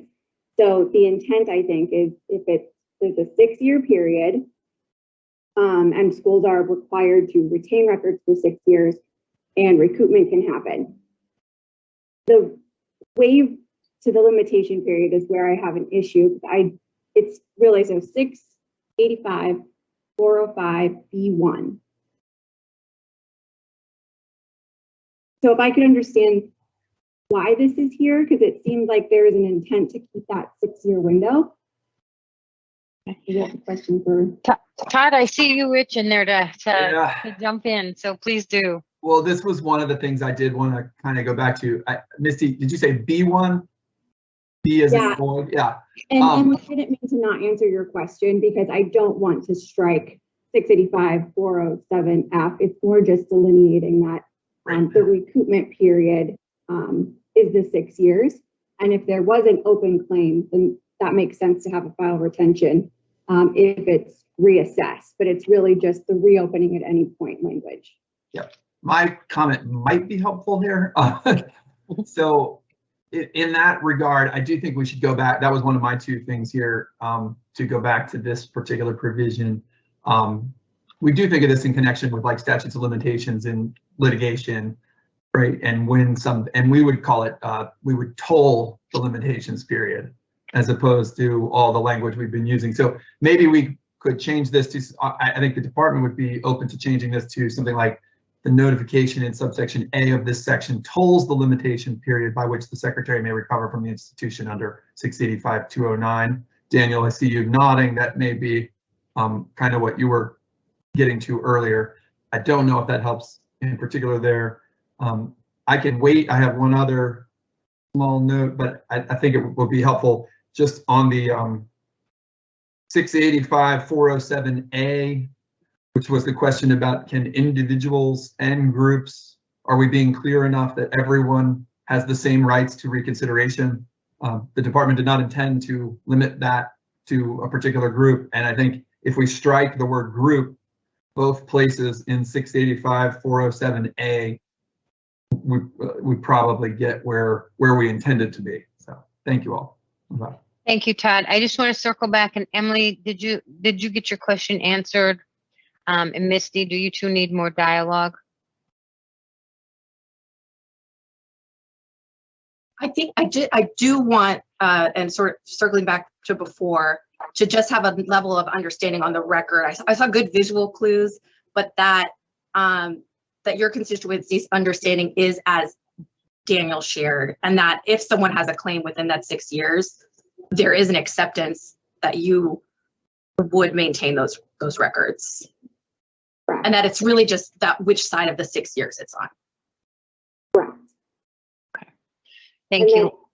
I just wanted to add in too, along those lines, 685 409 C2 is the other section that I put in the chat that we feel is problematic, that it appears to waive that 6-year retention period and the ability to recover. So those are kind of just the two sticking points. Okay, thank you, Misty and Emily and Todd. Daniel? So if I can, we'll get to 609, 409 rather later, but in the section right here that we're talking about, 407, this is my eagle eye comment for the afternoon, Jennifer, and you're welcome. If I look at 407 and the clause we're looking at, the very last section, it references a section that doesn't exist. So at least that I can find. So it references 402D Roman numeral 2. I think that means, because I can't find a Roman numeral 2, I think that means 402D, sorry, that would be Roman numeral 2 rather than Arabic numeral 2. Sorry, let me back up. So what's there is 402D Arabic numeral 2. I think it means 402D Roman numeral 2. Because when I look for a 402D Arabic numeral 2, I don't see one. That's conceivable. And given your record here, I think I'm going to lean on you. We're going to, and then I'm going to suggest that we queue the document, put the tolls language and the deletion, the clarification of the reconsideration, and then this technical edit on the document. I just also wanted to add about the records retention issue. This was discussed extensively in the 2016 rulemaking. And I think we talked about this before about the types of documents that would be solicited from an institution related to a BD claim, not being those documents that are subject to the records retention provision. And I just want to put that out there again, because we did talk about that. I think I forwarded the discussion in 2016 to you, Daniel, as well. You did. And again, it alleviated my concern about the 3-year versus 6-year. And I want to, again, applaud the department for moving from lifetime to 6 years. That is much more comfortable. I'll remind us, we started at lifetime when we began this conversation. So I'm personally, in my constituency, very comfortable with a 6-year limitation. All right, thank you. 2 things. Justin is back in for veterans and service members at the table. And I want to remind those who have registered for public comment to please log in early. We are approximately 12 minutes away. No, 17 minutes away, sorry, from public comment. So we encourage you to log in. Justin? Yeah, just real quick, circling back to one of my earlier questions around F, wanted just to get a response from the department on whether it was intentional to limit the secretary's unilateral authority under F to just considering evidence not considered in making the previous decision, or whether the department would be amenable to changing that language to something along the lines of to consider reasons as set forth under A1. Which is more, expansive, obviously. Thank you, Justin. I'm going to encourage, given the number of suggestions and proposals, I want to encourage people to put them into the chat so that they are not lost, track of. Josh, you are next. Thanks. I actually have a technical question. So I would like to call a caucus with some constituencies, but I'm happy to do it at 4 p.m. if that can be accommodated and if folks can stick around. Particularly interested in chatting with state higher education executive officers, financial aid administrators, 2-year public institutions, 4-year public institutions, private nonprofits, minority serving institutions, FEL lenders, and accrediting agencies. I don't know if those folks can stick around at 4, but that may be the most efficient way to do this. Do I see any objections to that? People not being able to stick around? I have a 4:15. I think it'll be, I don't think it'll be long. And I'd also, to the extent dependent students, independent students, student loan borrowers, attorneys general, or military service members would like to attend as well, I'm comfortable with that, but wouldn't require to the extent that's permitted. Okay. Josh, I appreciate the fact that you're willing to hold this at 4 p.m. after session so that we can utilize these last 15 minutes to try to at least get through the discussion piece or the outline of this entire document so that we could then pick up in the morning, giving the department time to look over these suggestions and proposals, and we could pick back up in the morning of this. So if that's okay, we'll go ahead and we can set that up for you at 4 o'clock. Okay. Did you have something else, Josh? Okay, thanks. David? Sorry, I meant to put my hand down. I was just gonna suggest veterans and AGs to join Josh's caucus, so apologies. Okay, okay. Okay, I don't see any more hands. So Jennifer, do you want to walk us through the rest of the document? Yes, and if we could just cue the document, I just want to flag those 3 issues just by comment bubble real quick, just because I don't want to lose them.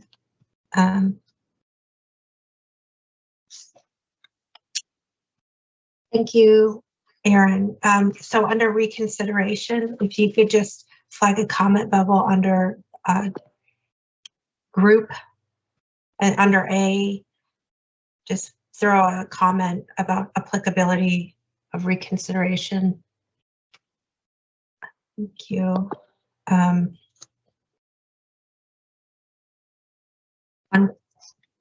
page 37, this is Justin's issue. The phrase evidence that was not considered, could you just flag that and just put a note, you know, Justin, or maybe, yeah, I'll remember that. And then also page 32, B1, just flag, and you just put like tolls language, and we'll revisit that with OGC. And then we had the little knit cross-reference from Daniel. Did you get like toll, like a toll booth? Toll? Yeah, just toll, yeah. I can have OGC. And then, okay. And Daniel, I'm sorry, what page was that? That was also page 37. So in the same section after Justin, it's the reference to the pieces in 402. So Aaron, it's the references to 402D2 and 402D3. Those 2 references appear to go nowhere. Thank you. Yep.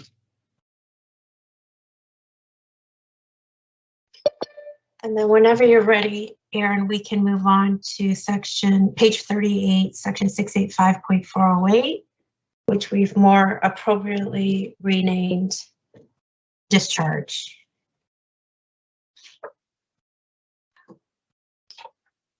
Because that's what it is, discharge rather than release. So discharge amounts.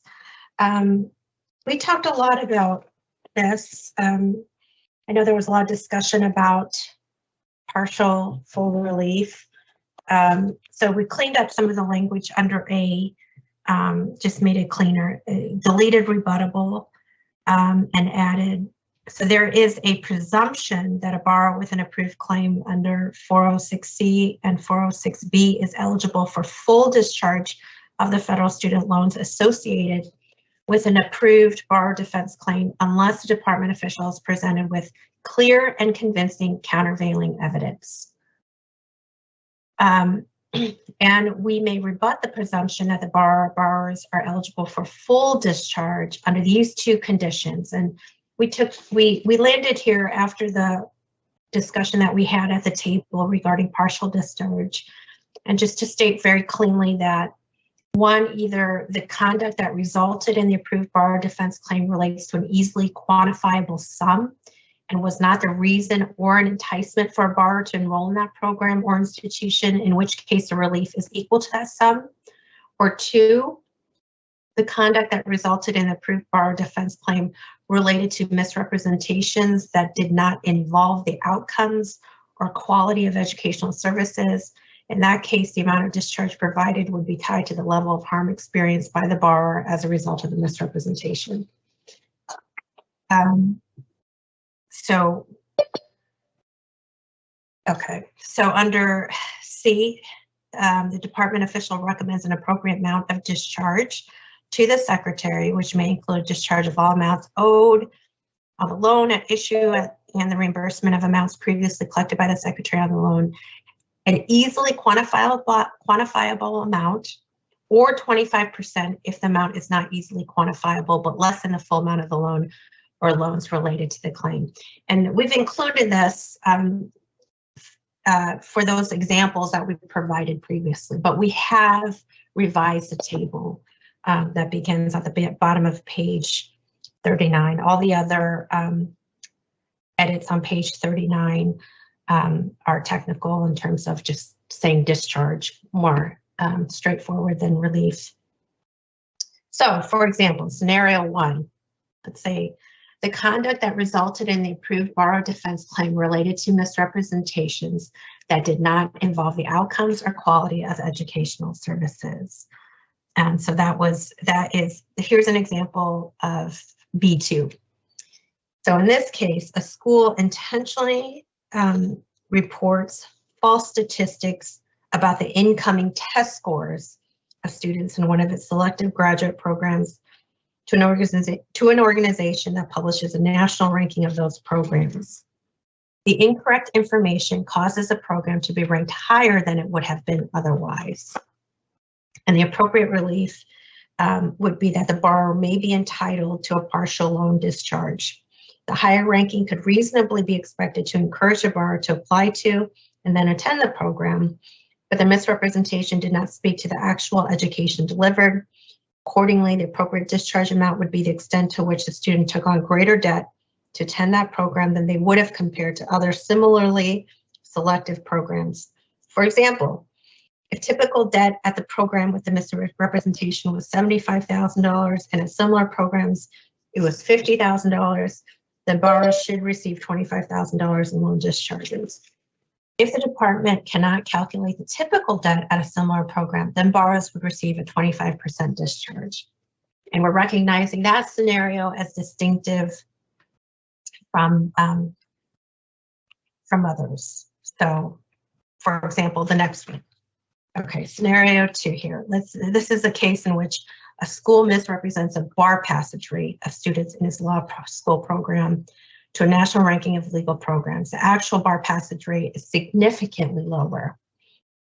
In this case, the borrower would receive a complete loan discharge, a full discharge.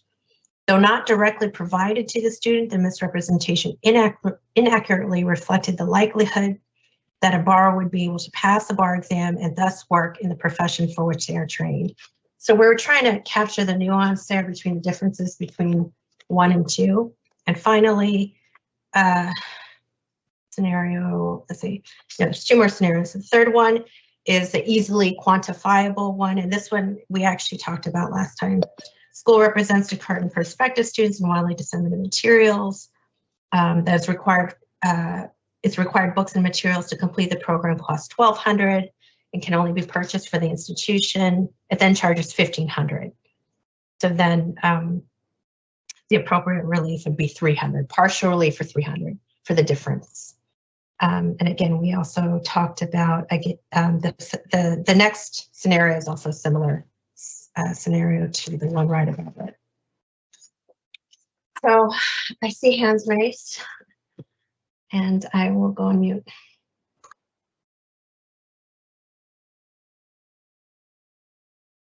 Justin, go ahead. Yep, thanks. So I'll be very quick. I'm sure other folks will talk about other issues. I just want to thank the department for abandoning this concept of systemic problems. So that's all I have to say. Thank you. Thanks, Justin. Josh? Yeah, I'll echo that, and I'll also echo appreciation that the department has, at least in my mind, strengthened the presumption in favor of full relief. With respect to the two specific categories, so the first, as it relates to the easily quantifiable sum. So I can live with that language, and particularly can live with the examples that are provided.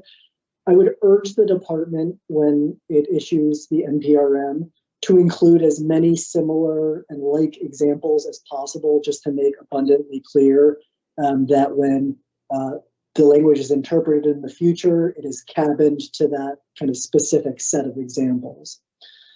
So that's category one. Category two, I struggle with a bit.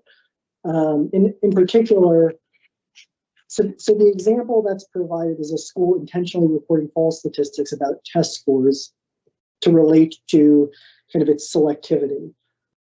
I guess to my mind, that's still connected to the quality of educational services and or purporting to be about the quality of educational services. And so I'm not quite sure that that kind of fits the language that's provided.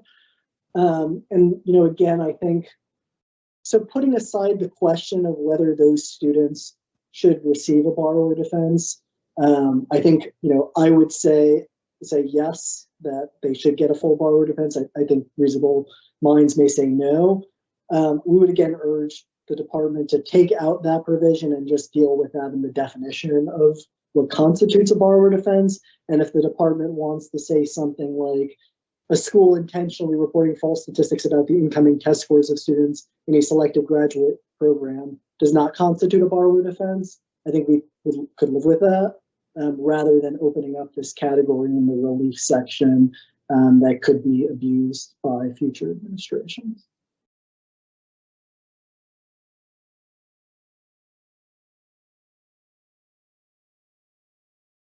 Thank you, Josh.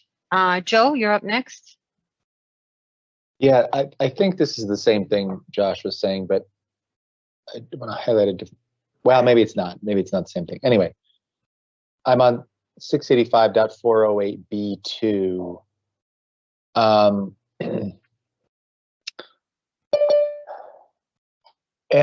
I just, I'm not sure I have a full grasp on the phrase did not involve the outcomes or quality of educational services. So I feel like that is gray in terms of like what claims would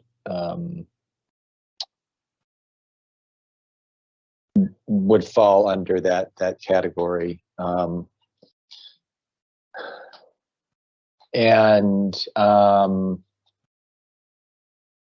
So would urge the department to provide more clarity there. I'm not sure what that means, and it seems like it could be a way around the presumption of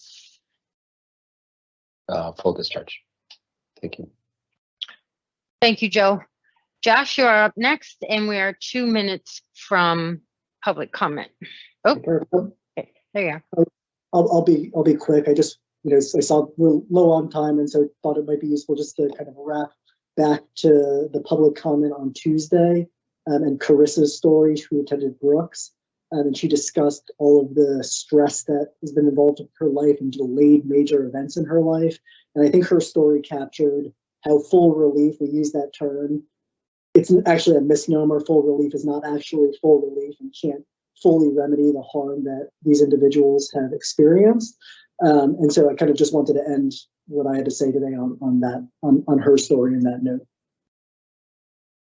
Okay, thank you, Josh. All right, with that, we will be moving to public comment. We will pick back up with Bar of Defense in the morning. I'd like to remind everyone this is the last day of public comment. All right, are you ready for the first speaker, Cindy? I think we are, yes. All right, I'm admitting Carol Hicks, who is representing themselves. All right.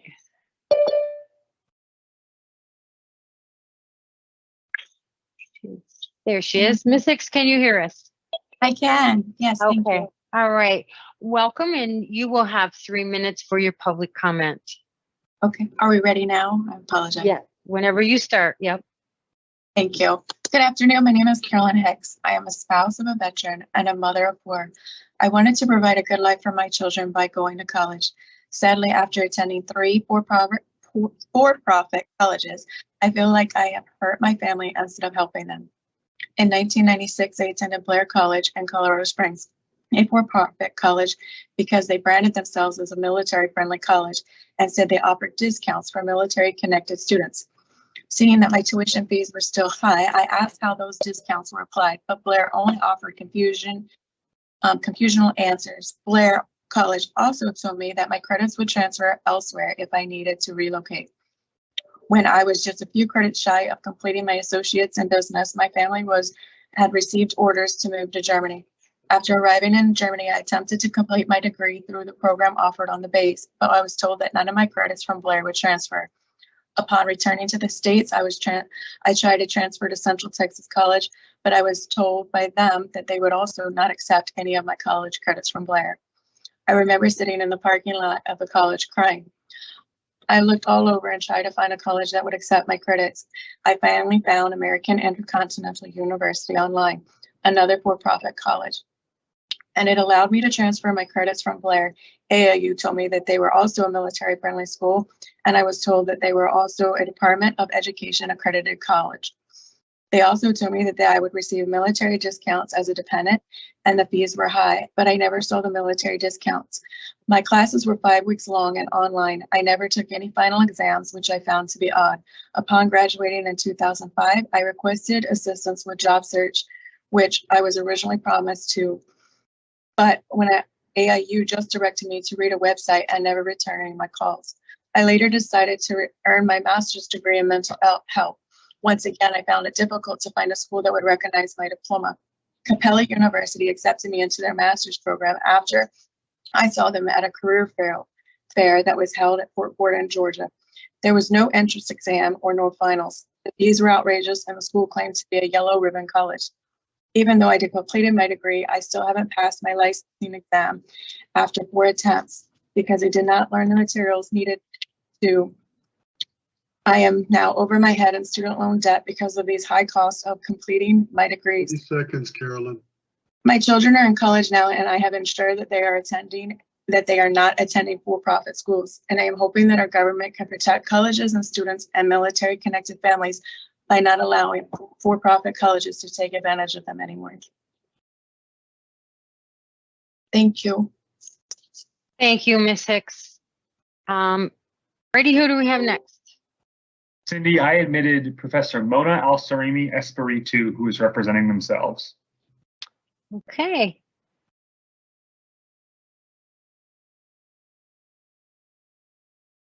Good afternoon, doctor. Are you ready?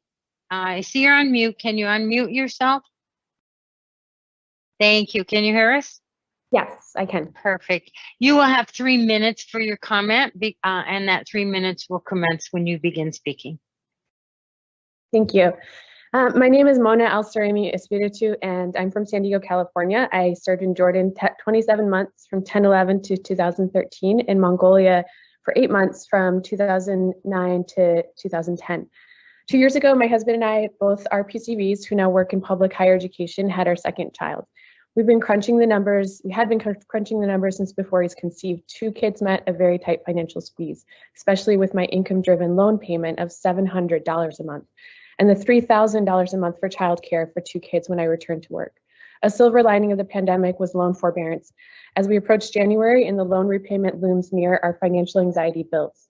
I've considered taking on babysitting jobs in the evening or during the breaks to bring in extra income, driving Lyft or tutoring on the weekends instead of spending time with my family.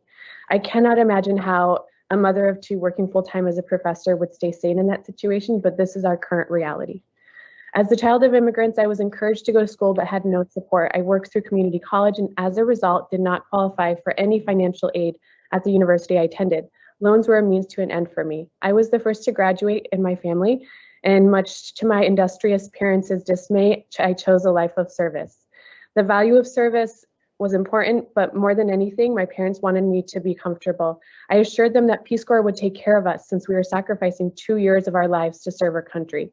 In many ways, that was true. When I became chronically ill in Mongolia as a result of the climate and air quality in the winter, I was given medical care and was medically separated back to the States with the knowledge that I could serve again in a warmer weather country. I attended graduate school, reapplied for Peace Corps, and was placed in Jordan within 2 years of coming home. Before departing for both Mongolia and Jordan, I researched loans since that was a significant concern for me. I was pleased to learn from both Peace Corps and loan servicers that my loans could be deferred. I wanted to serve, and deferment, although not ideal, made it possible. Materials from the Peace Corps and staff at Stagen confirmed that deferral was my only option. In Jordan, I actually consulted with the Peace Corps administrator a couple of times regarding loan concerns. I was getting older and saw the amount I owed grow significantly and feared a life of debt. Peace Corps staff told me that I should consider consolidating my loans privately at a lower rate. Thankfully, I did not consolidate my loans privately despite that advice. Peace Corps staff, although caring and helpful, didn't have the tools or knowledge to assist volunteers in making these critical decisions. Doctor. I am now a tenured professor of English at an urban core community college. We serve a significant number of Black, brown, and low income and homeless students. I was a City College student myself approximately 20 years ago, and I'm grateful to serve my community in this way.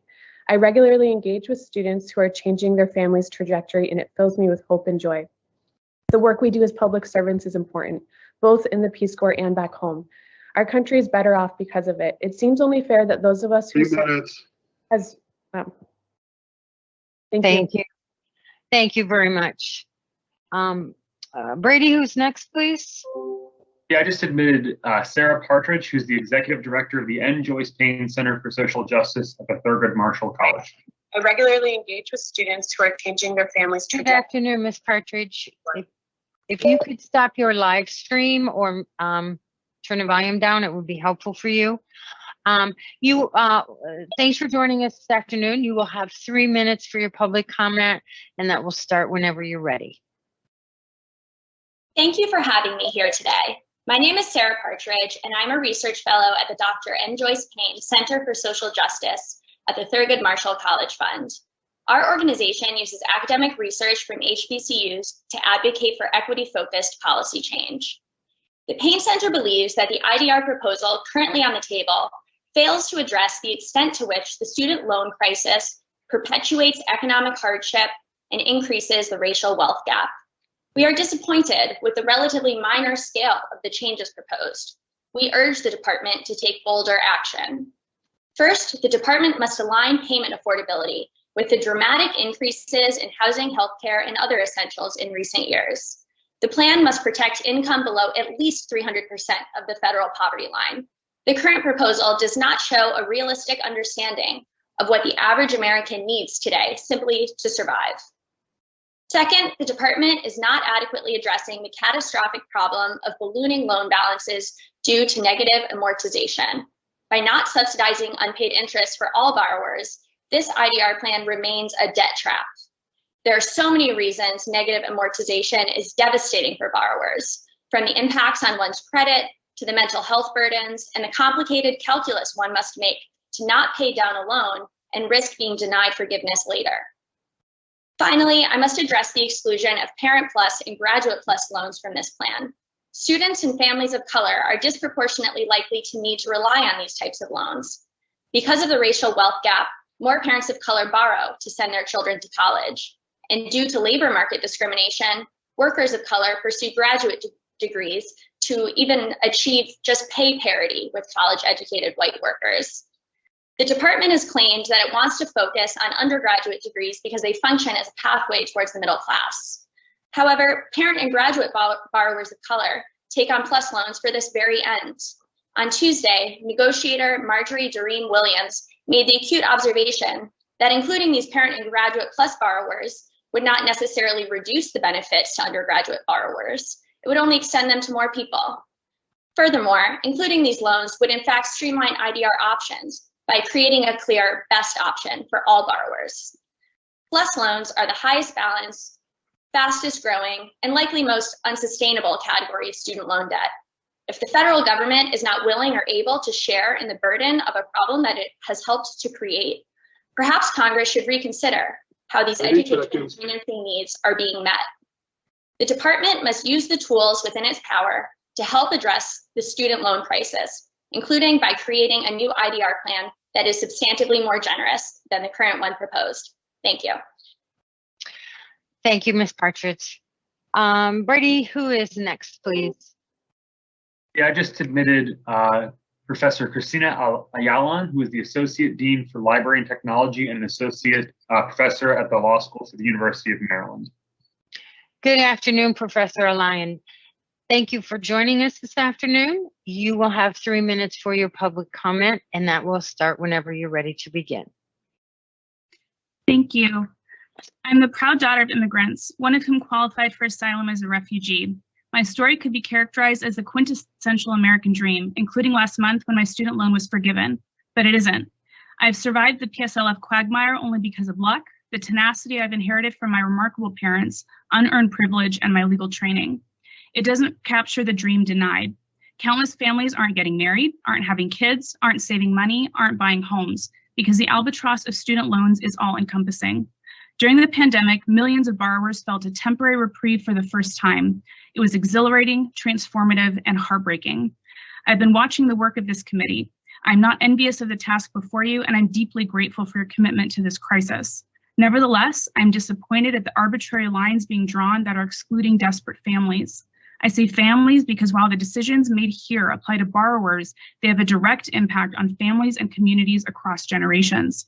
Before I jump into my urgent recommendations, let me note, the vast majority of graduate borrowers are not high-income earners. Graduate degrees are required for public defenders, social workers, and librarians.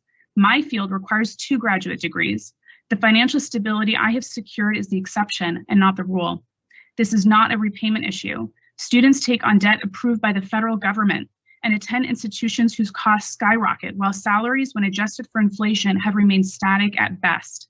Marginalized communities opt into this oppressive system in an attempt to capture the elusive promise of a middle-class life. To hold them responsible for a system they did not create and that we all know is designed to profit from them with no regard for the harm inflicted is abhorrent. Borrowers have no faith in programs like PSLF. It is a nightmare to navigate. All they see are denials over 90% as their balances balloon because payments don't ever cover the interest or don't even cover the interest. It is terrifying. You should aim for easy, broadly applicable wins that require little to no intervention from borrowers. That said, here's what I think should be done. All periods of forbearance should count as payments. Interest should be forgiven for any payment that is less than the interest or freeze interest for anyone in an IDR plan. To be under-inclusive is far more harmful than being over-inclusive. For example, benefits to undergrad borrowers should not be denied graduate borrowers. Spousal income should never be factored into payments. Working for a qualifying employer under PSLF for 10 years and not payments should determine forgiveness. Daycare and COLA should be factored into discretionary income calculations. Expand the definition of qualifying employer for the PSLF program from 501c3 to include all essential workers, such as food service and healthcare. Interest should not be capitalized if borrowers have to move to a different plan. Extend the payment suspension until this is sorted out. You can transform the lives of all student borrowers. The status quo is financially and psychologically crippling. There is consensus. The department is the holdout. I hope you're listening because we are watching and voting. Thank you. And a special thank you to Bethany, Daniel, David, Jerry, Joe, Josh, Marjorie, Michaela, and Persis. I've really been watching and really appreciate all your advocacy. Thank you so much. Thank you, Professor. Have a great night. Brady? Cindy, I just admitted Kelly Messina, who is here representing themselves. Hello. Oh, she's connecting. Hello, Miss Messina. Can you hear me? Hi, I can. Okay, wonderful. You will have 3 minutes for your public comment, and that will start whenever you begin speaking. My name is Kelly Messina. I'm a public servant on track for PSLF and a moderator for a large PSLF Facebook group. I've previously spoken about more wide-scale change, but today I will highlight 5 more immediately relevant points. Number 1, all borrowers must have the option to make a qualifying payment in February 2022. Borrowers with early February due dates will not allow FedLoan its 14 days to generate a bill, creating yet another no-bill month that does not count as qualifying. Every borrower must have the option to be billed for February, regardless of service or administrative procedures. Number 2, any months it takes to transfer to the new PSLF servicer in the next 12 months must count as qualifying months without forced forbearances. Every no bill month, every annual forbearance while servicers recalculate IDRs, the upcoming servicer transfers, they all delay our forgiveness by 1 month each time and require longer service than 10 years. Ensure February 2022 and the upcoming servicer transfers don't delay our forgiveness further. Number 3, regarding the proposed allowance of retroactive PSLF qualifying payments for periods of forbearance and deferment, consider 2 additional points. Number 1, allowing the same option for the 6-month grace period. Number 2, adding this provision to the waiver, not just negotiated regulation change. I, for one, was never informed that consolidating immediately after graduation would have allowed those 6 months of grace to count for PSLF, a time my IDR payment was $0. During all of these months in question, we completed our end of the deal, the service, and we are willing to pay you retroactively. So please don't let red tape keep this time from counting. As a stopgap to regulation change, I propose that you add to the waiver to make all periods of forbearance, deferment, and grace prior to October 31st, 2022 qualifying, provided that employment criteria was met at the time. Number 4, written guidance from the department regarding consolidation of loans on different timelines being given the higher count was not provided to borrowers for many weeks after the waiver announcement, leading to inequitable forgiveness. Countless borrowers had already consolidated by that point. Borrowers who did not include their newer direct loans, warned by servicers not to, have now only seen partial forgiveness, while other borrowers who ignored the warnings and included all of their loans anyway received total forgiveness. Still others who waited for formal guidance before consolidating 30 seconds, Kelly. Older loans forgiven before they had the chance to consolidate with newer loans and missed total forgiveness. Number 5, and finally, if and when any forgiveness amount is granted by the Biden administration, such as $10,000, I ask that the department allow this to be a lump sum payment that satisfies future monthly payments until it is gone. For any borrower with higher debt than that, forgiving a one-time amount will not ease monthly burden. Please allow any executive order of forgiveness to offset future monthly payments. Thank you. Thank you, Ms. Messina. Have a great night. You too. Brady, thanks. Brady, who is next? Cindy, I just admitted David Apperson, who's a veteran representing themselves. Okay, thank you. Mr. Apperson, can you hear me?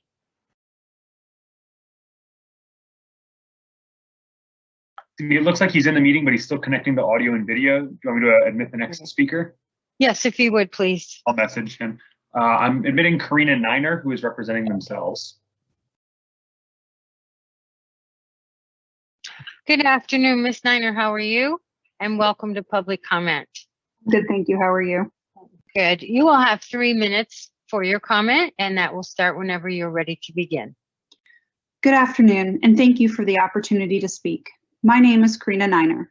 I am a federal employee, a PSLF hopeful, and a returned Peace Corps volunteer. I served the United States for 27 months in the Peace Corps from 2011 to 2013 in the Republic of Azerbaijan. I helped impoverished women artisans, including those from persecuted minority groups, to learn basic business skills to help support their families, all while living under poverty-level conditions myself, equal to those of my community counterparts. And I am proud to have served my country. Prior to my Peace Corps service, I obtained a bachelor's degree, a master's in international relations, and a master's of business administration, incurring extensive federal student loans.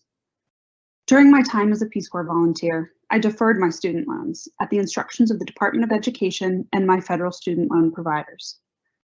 I was not aware of the PSLF program until I returned from service and immediately started my federal career in 2014, at which point I applied immediately for the program. I have now given almost 8 additional years to public service as a federal employee, and had I known that my time in the Peace Corps could have counted towards my 120 payments for PSLF, I would have made sure that I was enrolled in an income-based repayment plan instead of deferment, but I did not know.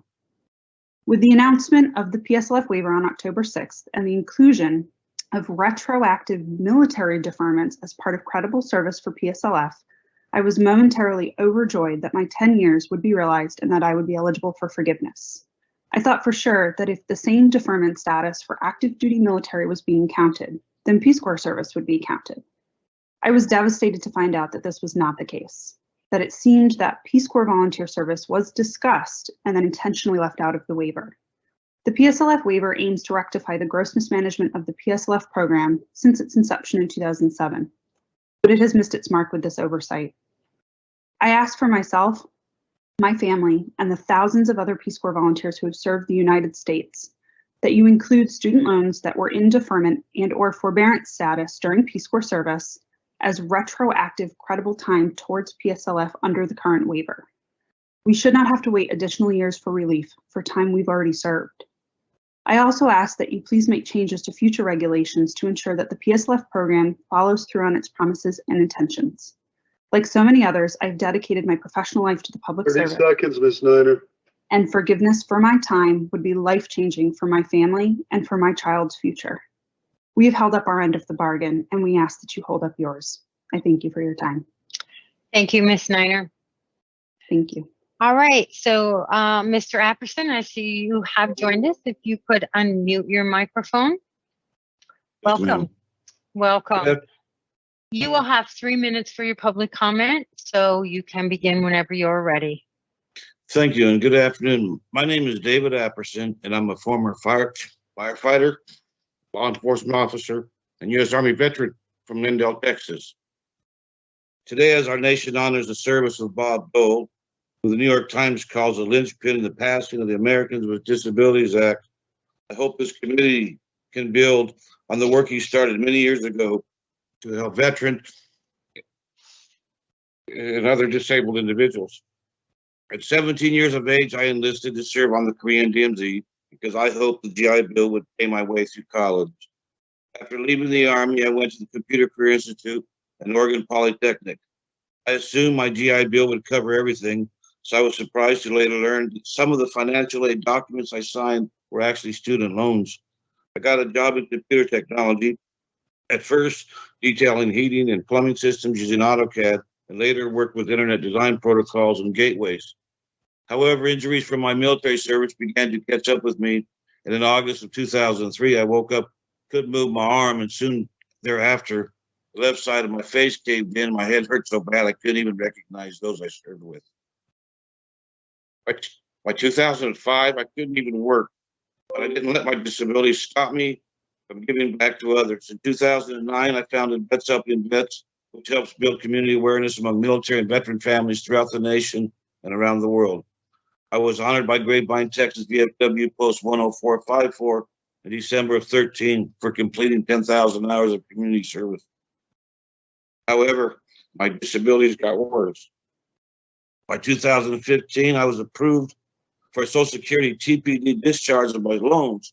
I also received 100% service-connected disability rating in 2020, and in 2021, an individual employability rating from the VA dating back to 2009, which would have automatically discharged my loans.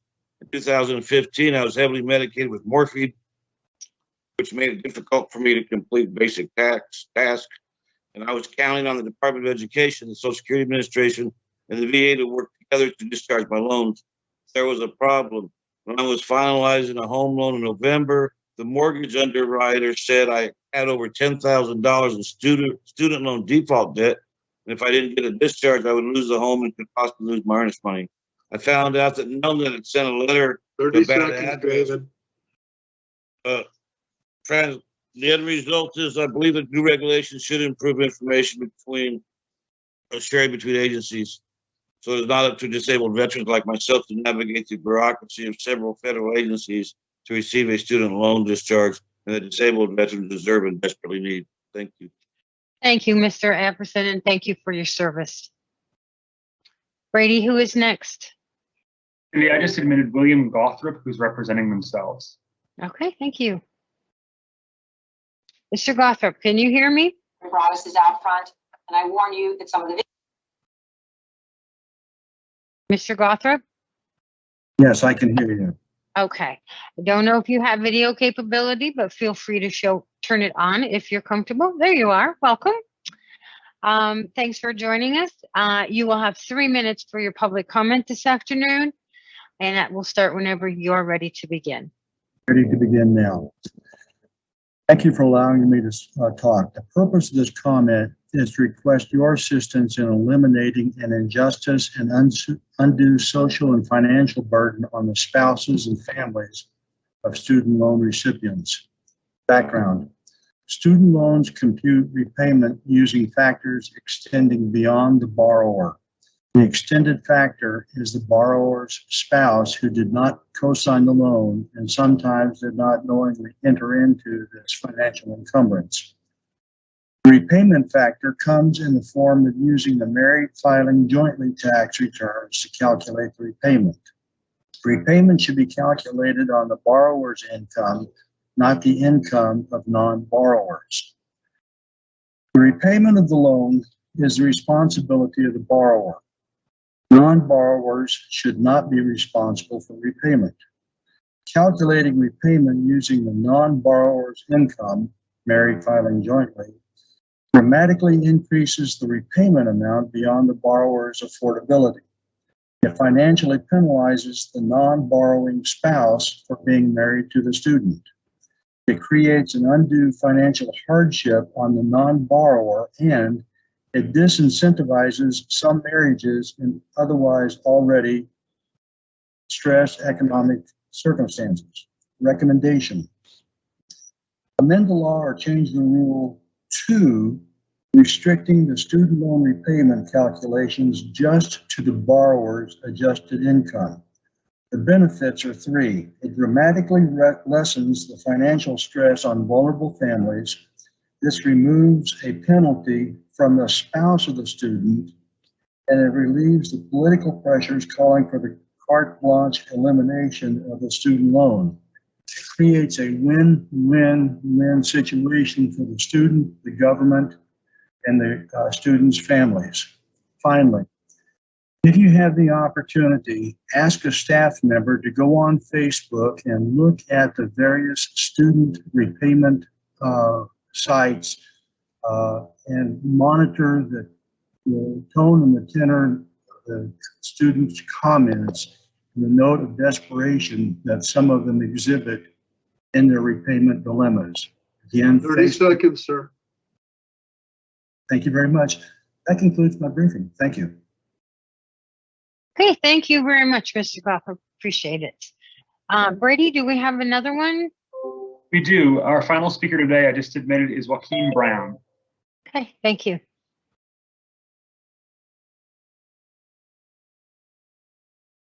Mr. Brown, can you hear us? I know you're connecting to audio.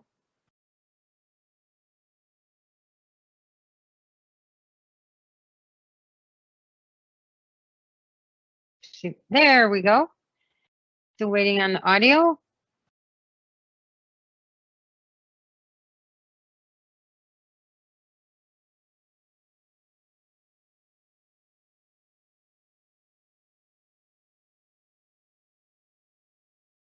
Yes. There you go. Welcome, Mr. Brown. You will have 3 minutes for your public comment, and you can begin now. Thank you. Good afternoon, everyone. Some of you, yes, can you hear me? Yes. Okay, perfect. Good afternoon. Thanks for the opportunity to speak here. I see some familiar faces. Daniel, Ms. Berry, I think Kayla. Afternoon.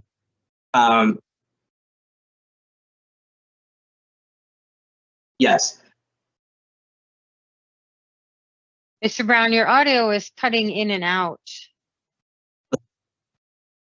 Okay.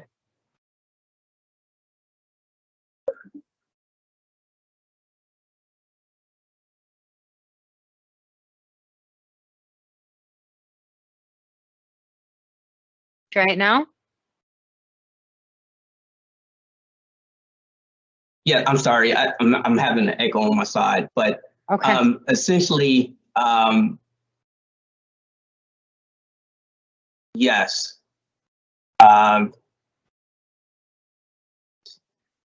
Do you have the live stream still on? I think I do. Yes. Okay, you need to either turn There that we go. off. Okay. Okay, there we go. All right. I'm sorry about that. No Okay. worries. Good afternoon. So, I am a former ITT Tech student. And so some of those individuals that I mentioned during my echo session there kind of hurt my spiel. But basically on Monday, December 13th, I will reach 5 years for a borrower's defense of repayment. I have still not heard an answer. Today makes 1,822 days. A lot of times I just want to be in the background. I don't want to be seen or heard from, but I would like to be acknowledged. And so I've reached out to the Department of Education. One thing, I'm not going to get into all of the policy stuff because I've been listening all week and trying to manage to work from home.